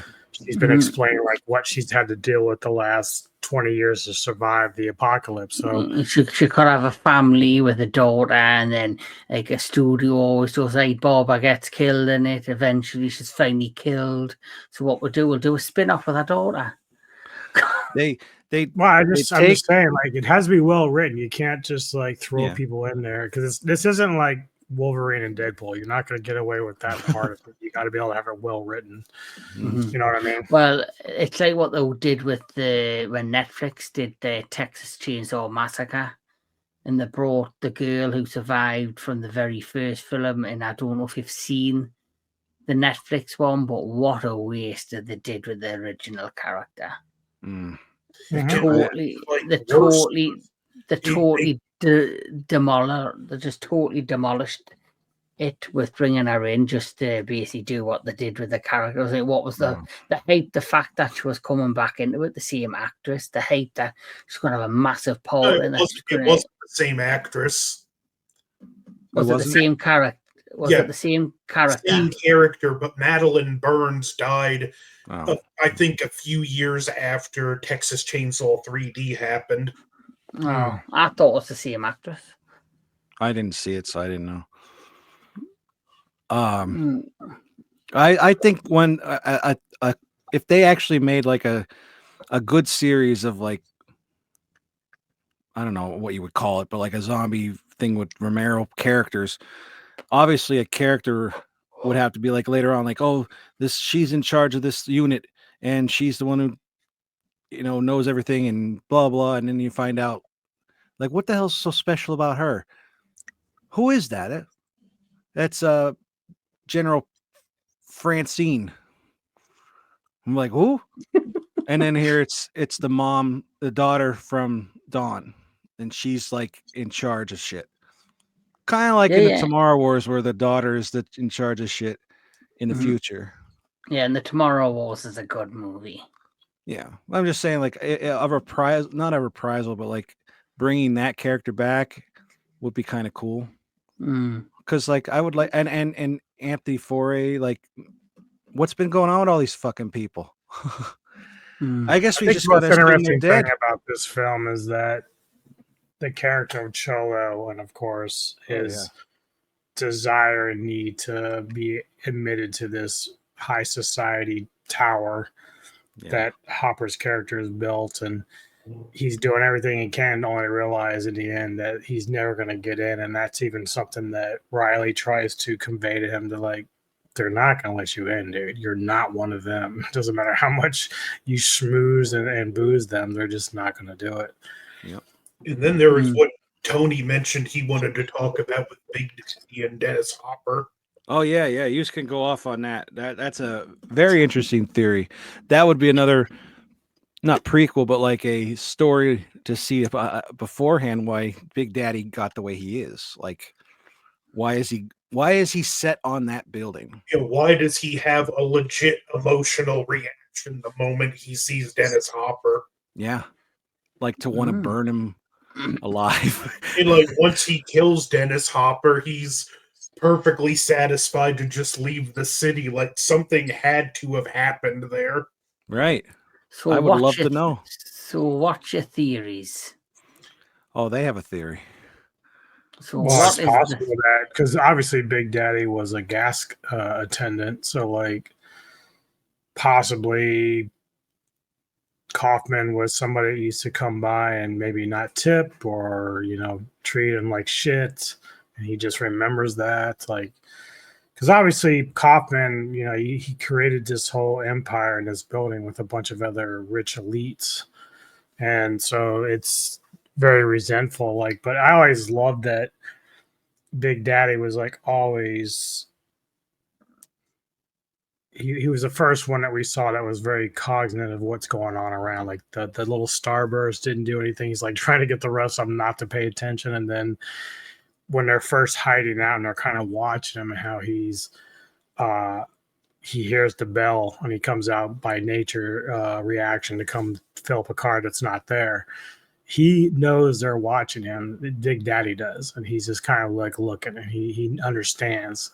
So they take off, of course, but it's always cool that he was the first one that kind of like started to understand, like, in order for them to survive, no matter if they're dead or not, that they're also trying to survive in a world where they're the targets of either humiliation or just dying from hunger or whatever else, rotting away. Like it's just various things. Again, it's a reflective of society, which we see with Cholo and the rest of them. Like they're kind of working for this tower to bring in goods, but they're not really appreciated. And then you've got the people even around the tower that are in these little tents and everything. They're dying and they're getting diseases, and it's just so reflective, and I just love that about it. And of course, you mentioned how once Big Daddy gets what he wants with Kaufman dying, he just kind of leaves the rest of it to the rest of them. And that whole thing where the zombies finally, attack the tower, it reminds me a lot of Rise of the Lycans, when the Lycans come in and they start killing some of the elite vampires, and they're just shitting themselves that they never thought that day would happen. It's just funny. yeah Yeah, like uh, commented when we watched it together. I think an interesting sequel would be to take that same group of zombies from the end and have a scenario where they wind up near another community and let it play out where, okay, we have this new herd of zombies, but they're like different and they like don't outwardly show aggression unless aggression is showed to them, and that would be like a great scenario to build a powder keg till it explodes. but I'm sure this plot synopsis of Twilight says it's going to bring back the zombies from land. Yeah, I'm like So- kind of hoping they do something like that. Like the only So thing like with the plot synopsis I kind of have my issue with is like the full on extinction of humanity. Even if we get no more room in the no more it's films, I basically, feel like the story could continue. yeah. Well, if you look at that's why it'll be the last movie, I'm assuming. But it's like if I look at these movies, like I would look at the Planet of the Apes, where you've got Planet of the Apes and you've got Dawn, you've got all of those movies, and it's all a chapter in the story in the evolution of the apes. And I feel as much as like this is about humans in an apocalypse, it's also a movie about the zombies. It's about their evolution and their growth or their downfall. So it's like we said right at the beginning when the character went, "We are them and they are us." It goes side to side, similar to, I guess, like with the Planet of the Apes, where the apes are trying to live a life and humans were the dominant species, then they became the weak ones, and then now they're trying to rebuild from where they were. And it feels like, you see, because you had the regular zombies and now you've got zombies with intelligence, and they're evolving and they're growing. It's like a combination of evolution but in a different way. In the plot synopsis of Twilight, if I'll just read it again, it states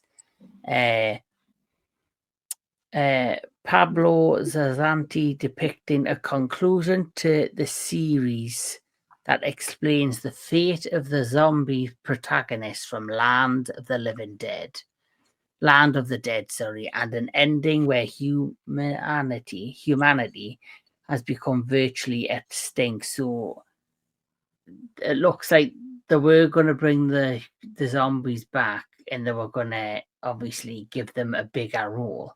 So it would have been interesting to have a dead movie, but from the zombies' perspective, because I don't think that's been done yet within the Dead franchise.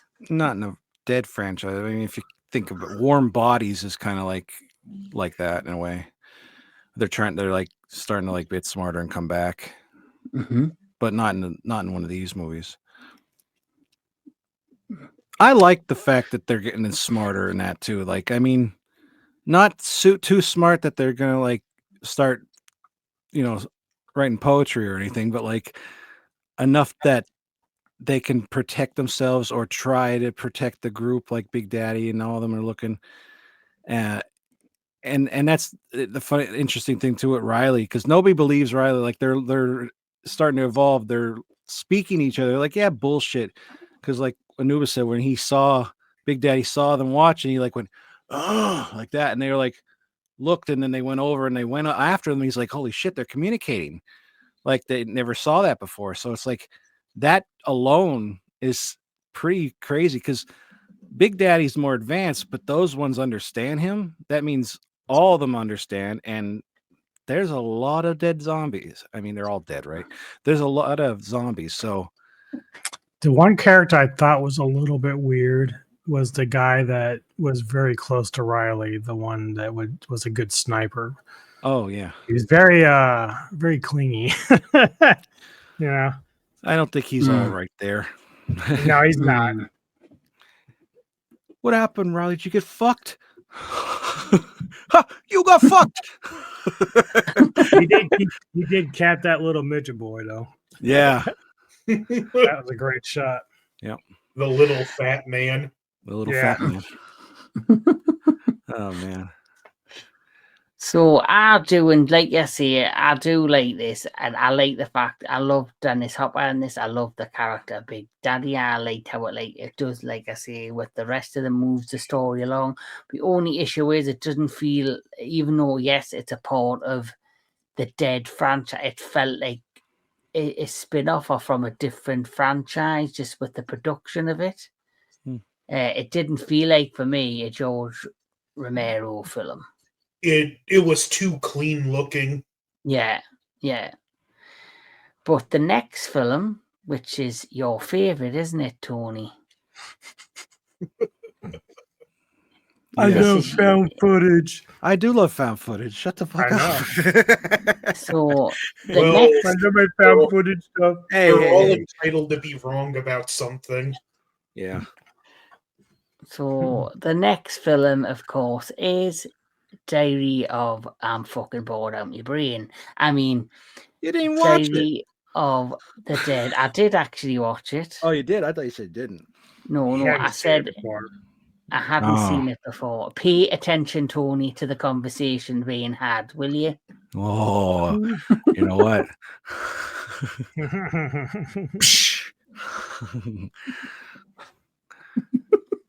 Now I might have some interesting things to say that you probably won't expect. Okay. Yeah. So, Diary of the Dead, taking place during the initial outbreak of a zombie pandemic. Diary of the Dead follows a band of film students making a horror movie who decide to record the events in documentary style as they are chased down by the zombies. Yep. I believe this is also a prequel. It's this, and then I believe it's survival and then land. I think that's how it's supposed to be, because that what's his name that like robs them in this one, it's like a very quick part, but he's like in survival, and you see what happens to him in land. So I guess he's another character that's reprised, but like when it's a prequel, I don't count that. He's kind of confirmed to not be the same character in Land, but yeah. I will say it.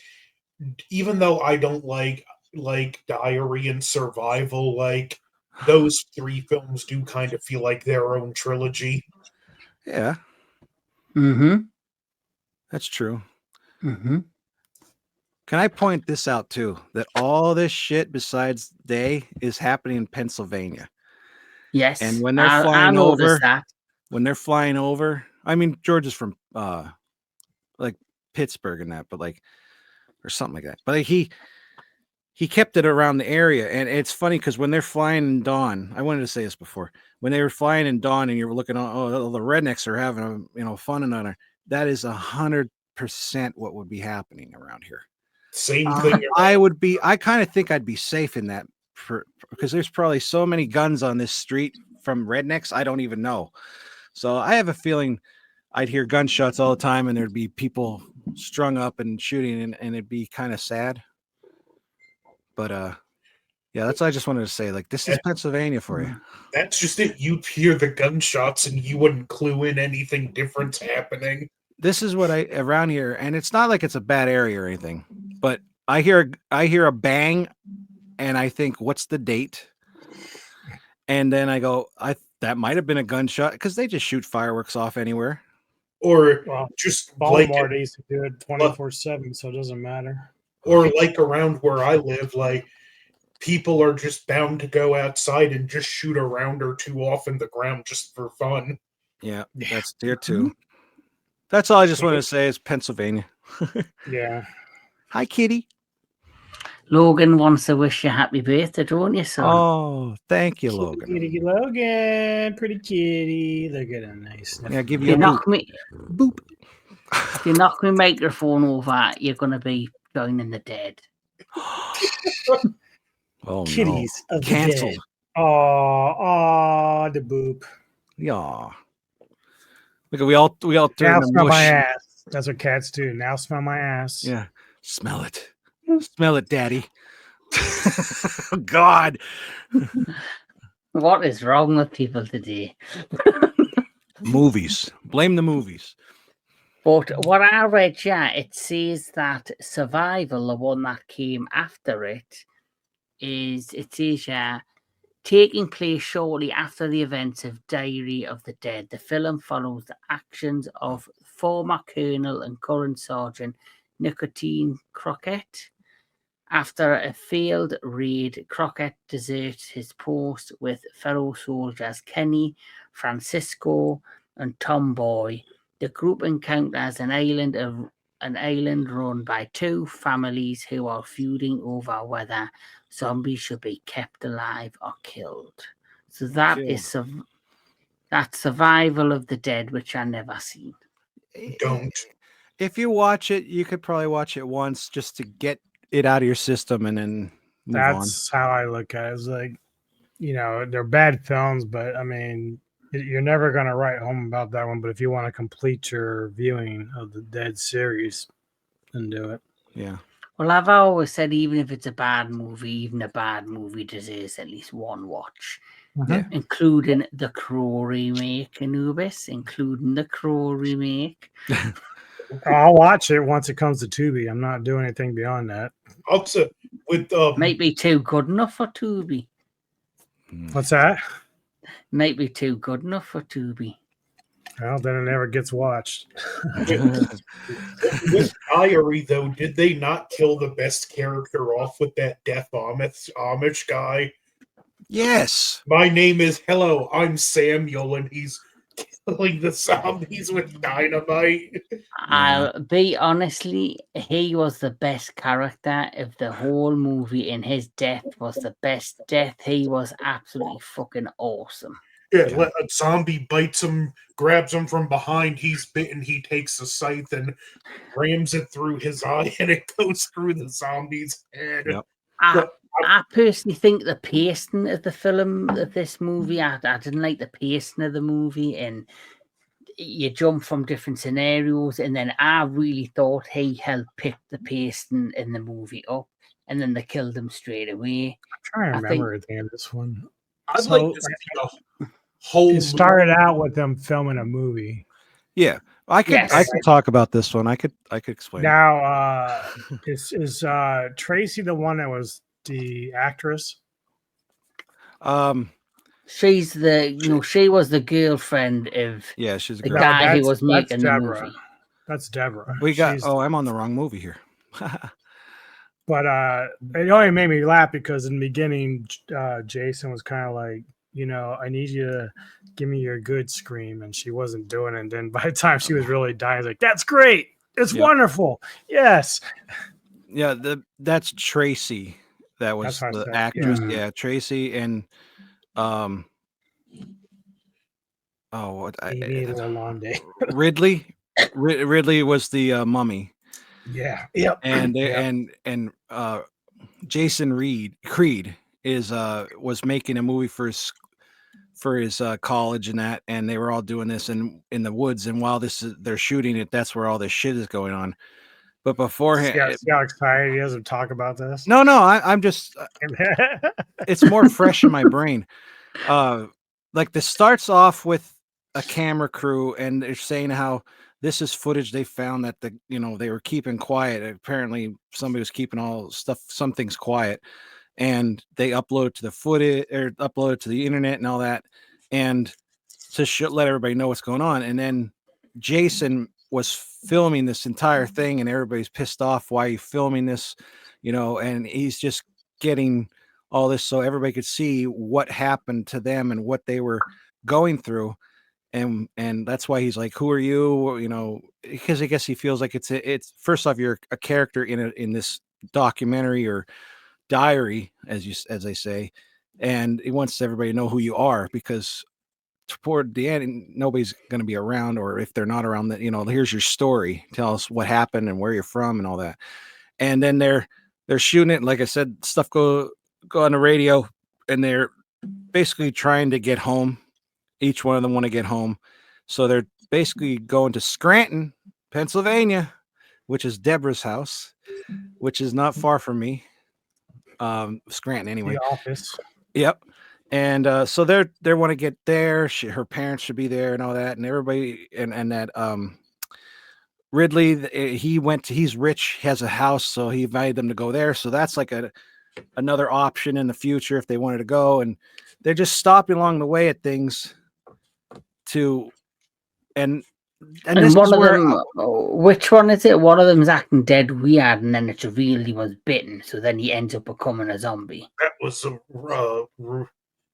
Ridley. Yeah, I was really pissed Ridley. off about that girl that shot herself. I'm like, what the fuck are you doing? because she ran over people, and it's like They were dead. yeah, I get that. I kind of like looked at this in a sympathetic way when I was watching it, because as we would know they're dead. She's an idiot, and she's like, I killed people, and then she shot herself.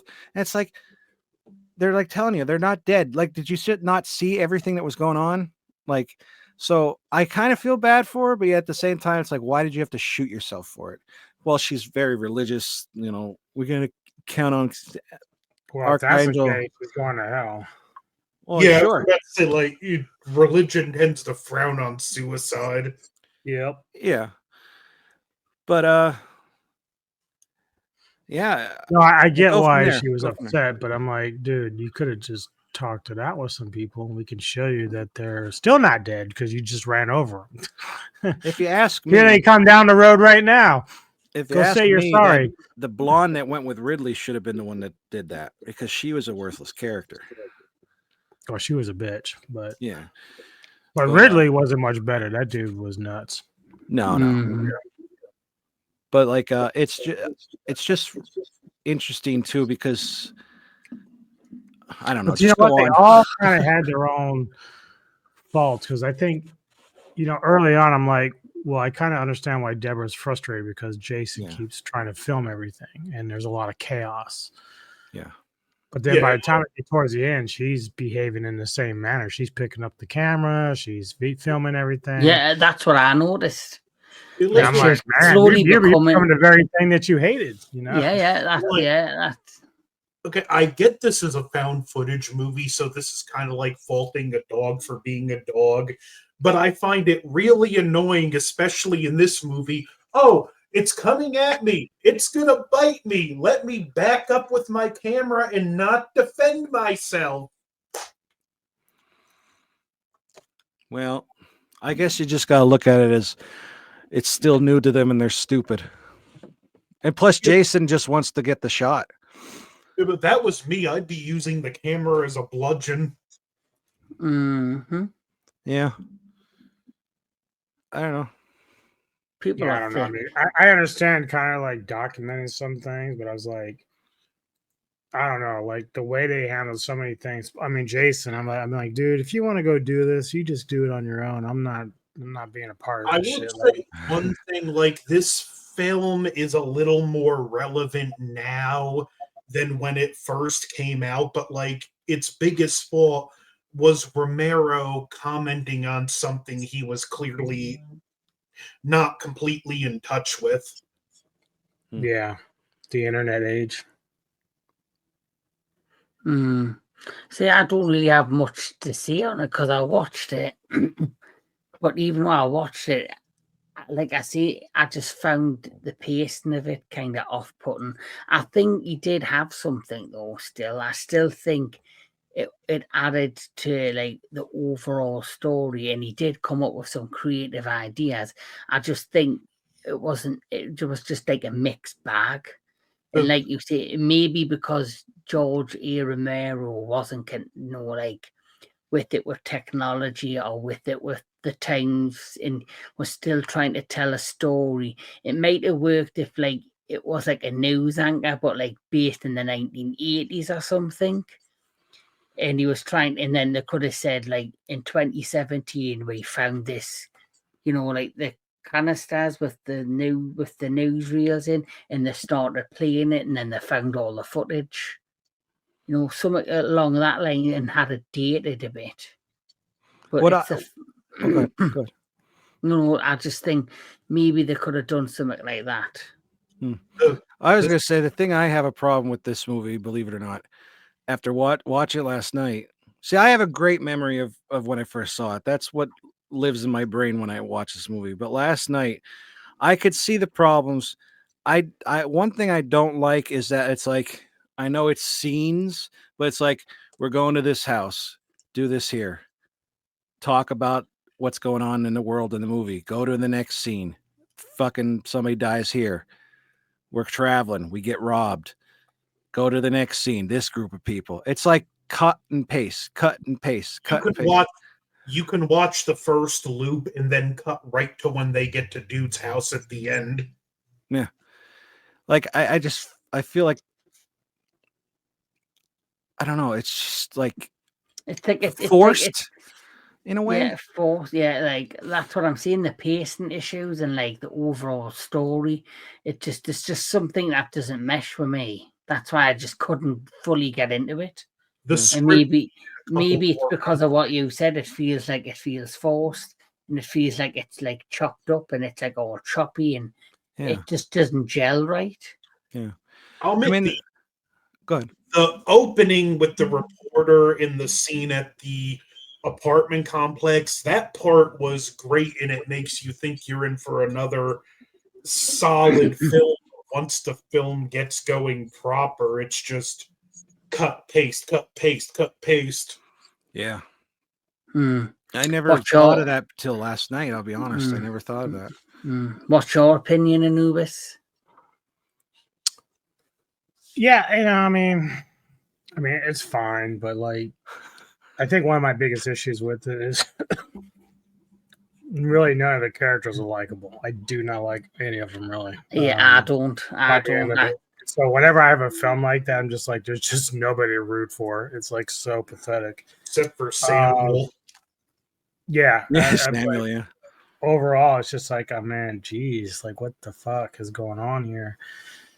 It's just your run-of-the-mill film in the series. Like you could either take it or leave it. It's not really necessary. It's just kind of beating another dead. Like again, I said before, issues with Romero is that he never really pushed it any further beyond a certain point. Like it's always about what's just happening to this group of people here or this city here. It's like we never get beyond that.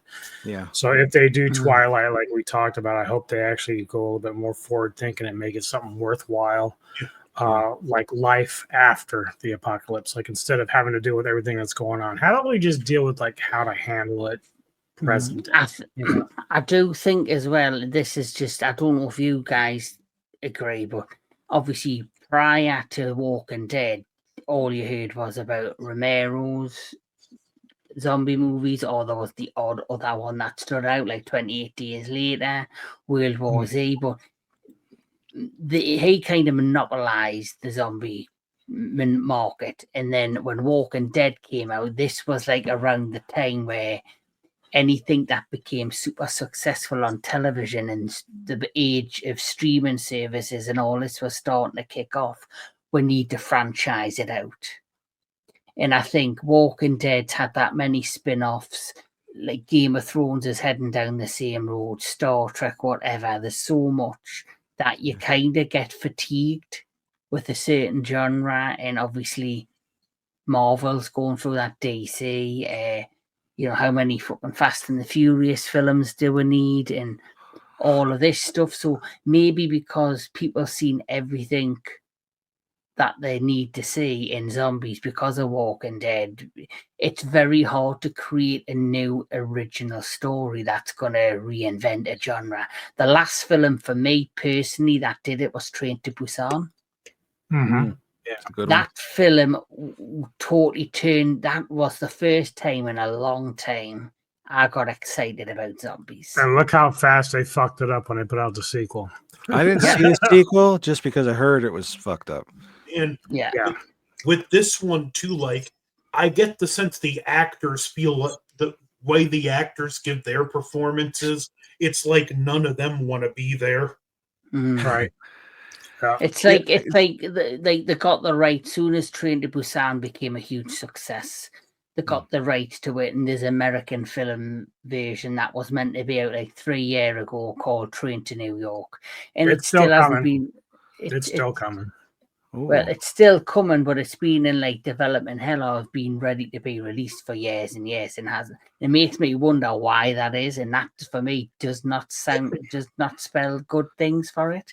They've either really took time to make this a fucking fantastic film, or they've seen past films, or they've seen it, screened it, and it took shit, or it's just an average zombie movie and they don't know where to go with it. And it makes me worried for it. But like you say, I do worry about the Romero franchise because everything for me now, like Anubis has said, because it's not evolving in any other direction, it seems to be staying to the same scenario, staying in the same place. It seems very stale now for a zombie franchise.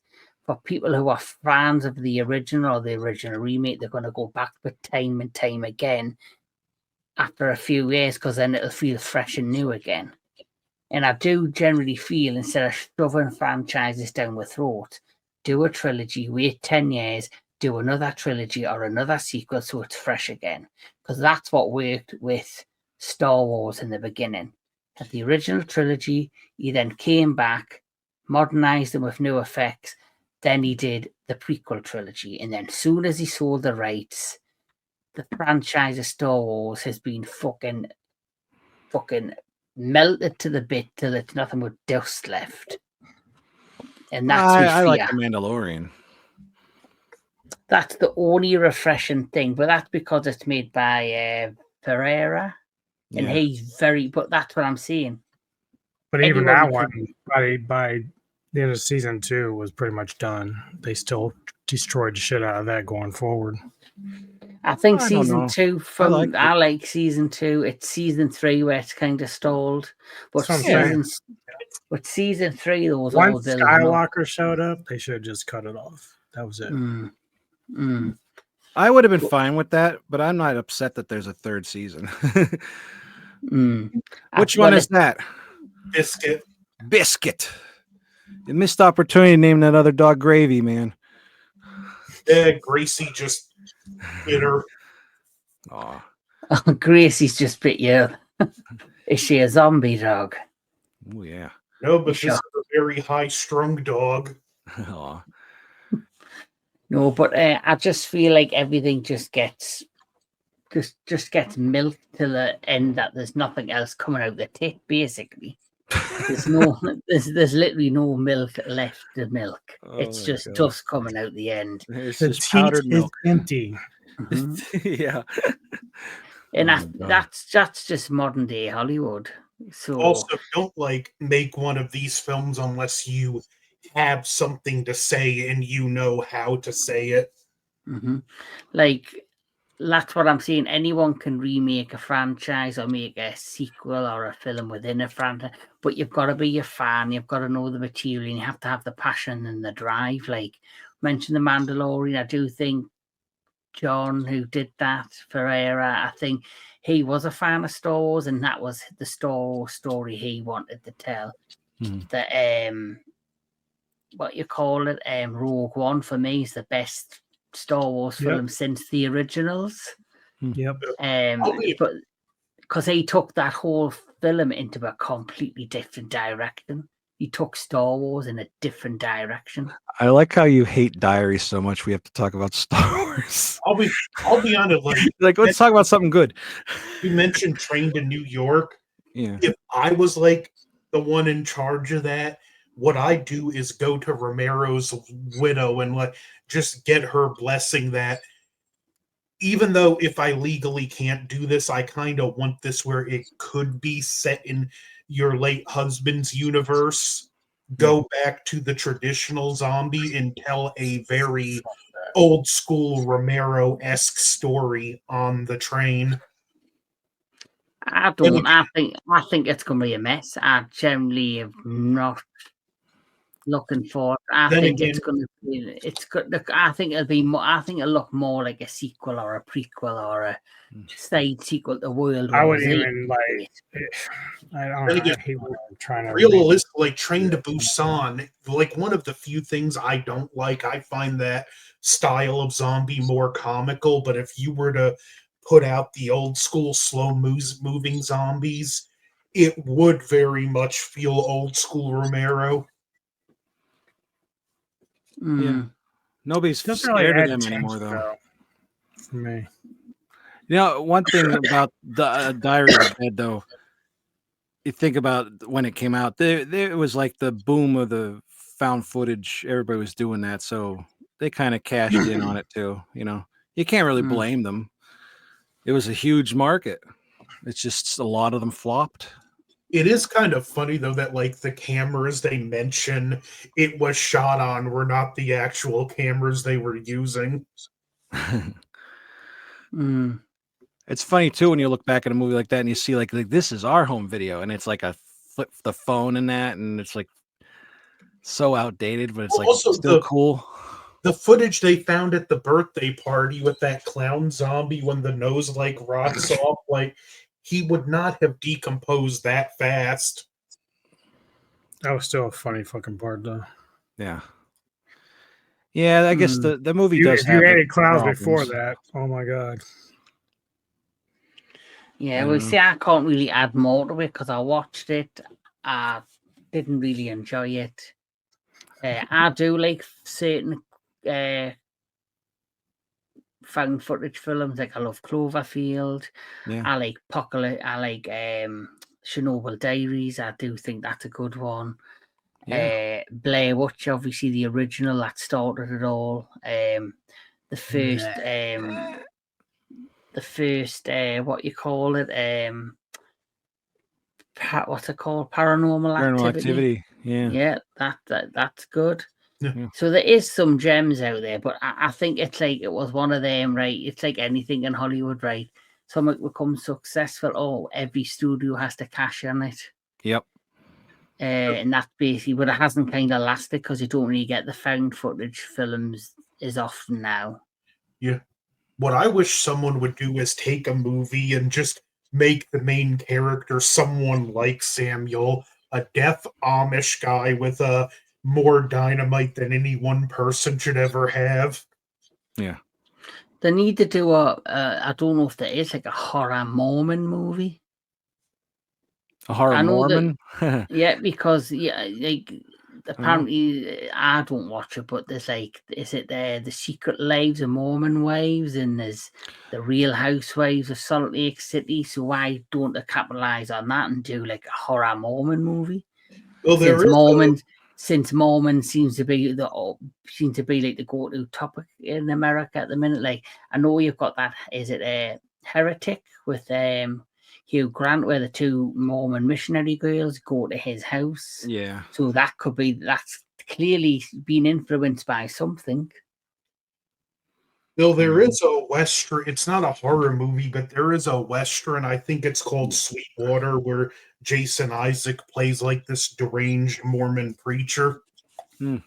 Actually, you've just reminded me, American Primeval, the Western show on Netflix. The villains in that are really super religious, cruel Mormons.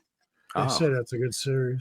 It's a really good. See, I did a review on it, and who plays the Mormon leader and like the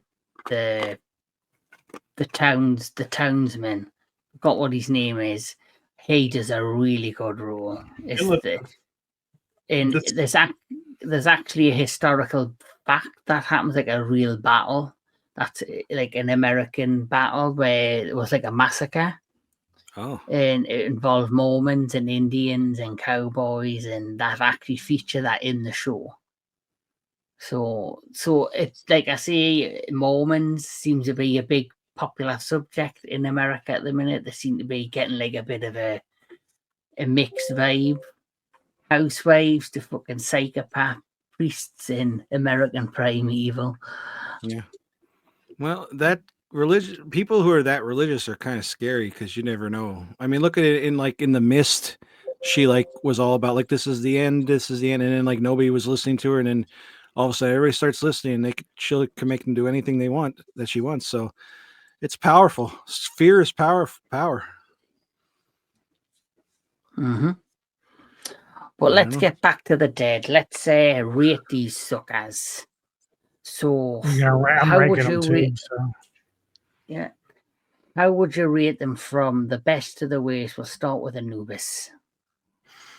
So, from 5 to number 1, Diary of the Dead, a rating of 4 out of 10. Ooh. Land of the Dead, 7 out of 10.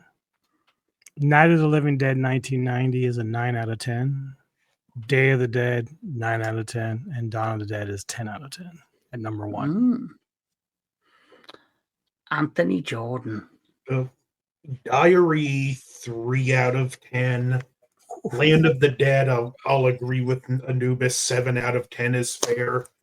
Night remake, and as a bonus, I'll throw in the original. 10 out of 10. Day of the Dead, 10 out of 10, and Dawn of the Dead, definite 10 out of 10. Mm-hmm. So for me, Diary has to be 5 out of 10. Land gets a 7 out of 10. After that, it was Day of the Dead. So Day of the Dead, I really enjoy because I think it's got the best villain. So I'm giving that 9 out of 10. In the original Night of the Dead and Dawn of the Dead, I'm giving them 10 out of 10. So since it's your birthday, Mr. Tony, your last, give us your ratings. 10 out of 10 for everything. No, well, I mean, I gotta be honest, Diary would be the bottom one, but I would say 5.5. I'll say, just to be a little different, because I have a little special place in my heart for it. Then Land, I would say 7 for me as well. That's pretty fair. Day for me after that, I think would be a 7, to be honest. Wow.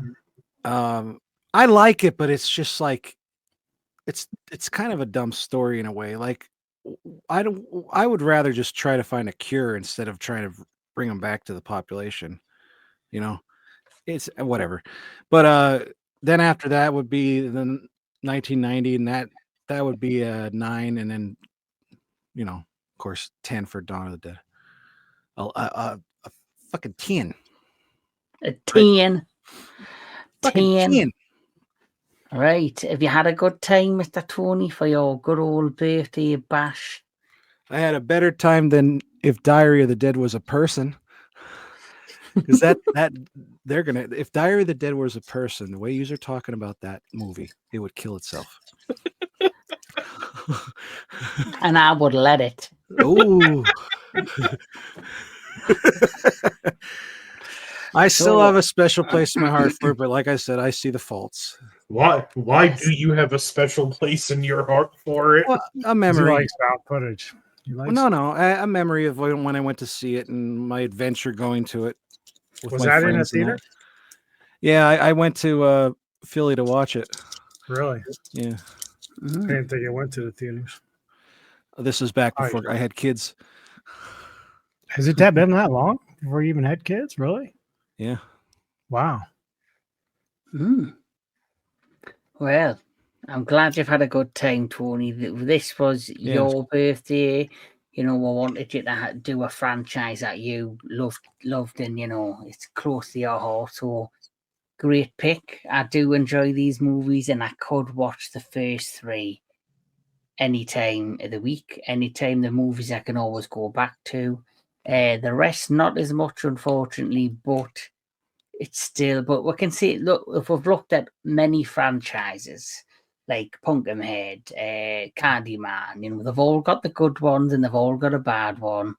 So True. I'm afraid, as much as you love Evil Dead, it's no exception. It has good ones, it has bad ones. It has some of the human would wish they would die. Just be happy we didn't have to watch through Survival. Yeah, I did you a favor. I thought I was doing you a favor. Well, I hadn't seen Diary and I hadn't seen Survival. So if you said I had to do Survival after Diary, I would have cried. Well, you have to. I would have cried. Right, guys, there's something he has to see in it. Diarrhea of the Dead. Diarrhea of the Dead. Yeah. But as always, this has been amazing. I love doing me Into the Darkness segments. I love talking about horror. I love having you guys make this all worthwhile to do. But as always, I'm going to ask you what you have got coming up on your channel and what we can be looking forward to. So, Mr. Anthony Jordan. So I got my Godzilla's Revenge review edited. I just need to upload it and add the tags. Next will be Godzilla versus Hedorah, and I've played enough Like a Dragon Pirate Yakuza in Hawaii. I can do a video where I can give a decent impression, so I want to talk about that. Other than that, anything I'm going to show up on your guys' channel in the near future. I know we got the Creature feature coming up soon. That's this Saturday. Looking forward to that. Mr. Which Tony the me, Dead. Real quickly, I'm not sure if I can find Alligator 2. It might be on stream, but if not, Tony, you might have a link to that, maybe. I can look. Well, it's available on Amazon free on Amazon UK. So if you want to do a watch party, we have Prime, but it's not always the same, so I'll check. Yeah, well, if it's not on there, I can always put it on my end, and we could watch it some night. Yeah. Okay. I'll rewatch these 2 tomorrow. I know Lake Placid by heart, so I do too, but it's an excuse to rewatch it. True. Yes. Very true. That'd be something to cover. Or did you already do that, the Lake Placid series? No. We're just doing the first one for the Creature feature special at the minute. Mr. Tony the Dead, anything coming to your channel? Well, tonight, Newis and I are recording Trick or Treat, 1986, and that's for ghouls. And then I don't know if I think we're gonna do the substance for Mayan. I have to have a Ooh, watch I with him for it. So love the substance. yeah, it's. I figured we don't really cover a lot of newer movies, Mhm. so why not? But It's better than Diary of the Fucking Dead. well, yes, I agree. There's a lot of things better than that movie. I'm not saying it's my favorite movie. I just love found footage. But I don't know. My birthday's today, and Shayna's making a cake, and tomorrow's our anniversary. Oh, amazing. Yeah, Get some nook. yeah, help. That's my birthday present.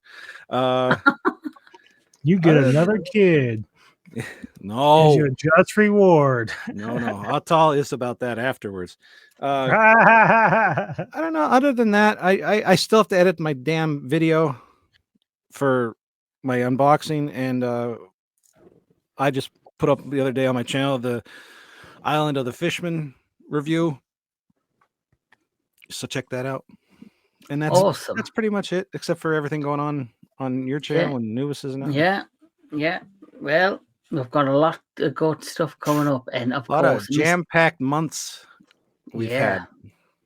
Well, I'm trying to pack in the next couple of weeks because once it gets to me week off in March, I need to really concentrate sorting this shit out for the big decorating project I've got going on. Mr. DJ Anubis. Yeah, so as Tony said, later tonight we're doing Ghouls episode 32 with Trick or Treat. Tomorrow, I will be joining you, Kevin Lambert, to talk about the Cobra Kai series, which just ended not too long ago. And then later in the evening, Olvin and I are doing another Silver Screen Savants where we'll do Pathfinder from 2007 with Carl Urban. We'll be joined with Sci-Fi Century and Gojiro 851 for that. Friday, I'll do another Kaiju Spotlight for Gamera with special guest Alzilla. And then later in the evening, I'm getting together with Rick Myers and Fat Samurai Guy for another episode of action film Autopsy. And that's pretty much everything that's on the horizon currently. Tomorrow's for Cobra Kai 10 p.m. my time, isn't it? Yes. Yeah, I forgot. I was getting myself mixed up if I got my times mixed because I'm at work tomorrow. But I will be back. I will be kicking ass, and we will be doing Cobra Kai because Cobra Kai never dies. Yes. Yes. But yes, a lot of great stuff, and of course, like Anubis said, tomorrow I'll be back doing Cobra Kai, and then we're going to be doing the creature feature, and then have we not got something else planned after the creature feature? We've got Cinematic Synergy on Sunday. That's coming up Sunday, yep. Yes, we have got Dante's Peak. Mm-hmm. We're going to be reviewing that on Sunday as well, and then leading into next week, we'll have a load of that shit. But I cannot remember. Piling up. The shit just keeps piling up. Because I have that much stuff in my head that goes to, I think, oh, I want to do that, I want to do that, I want to do this. Me and I think Mr. Tony the Dead, I think we had a date because we're going to be reviewing the first season of Nautilus. Yeah. Which I got to get with you because my Plex is messing it up, I think, again with the episodes. That's not a problem. We'll get that sorted.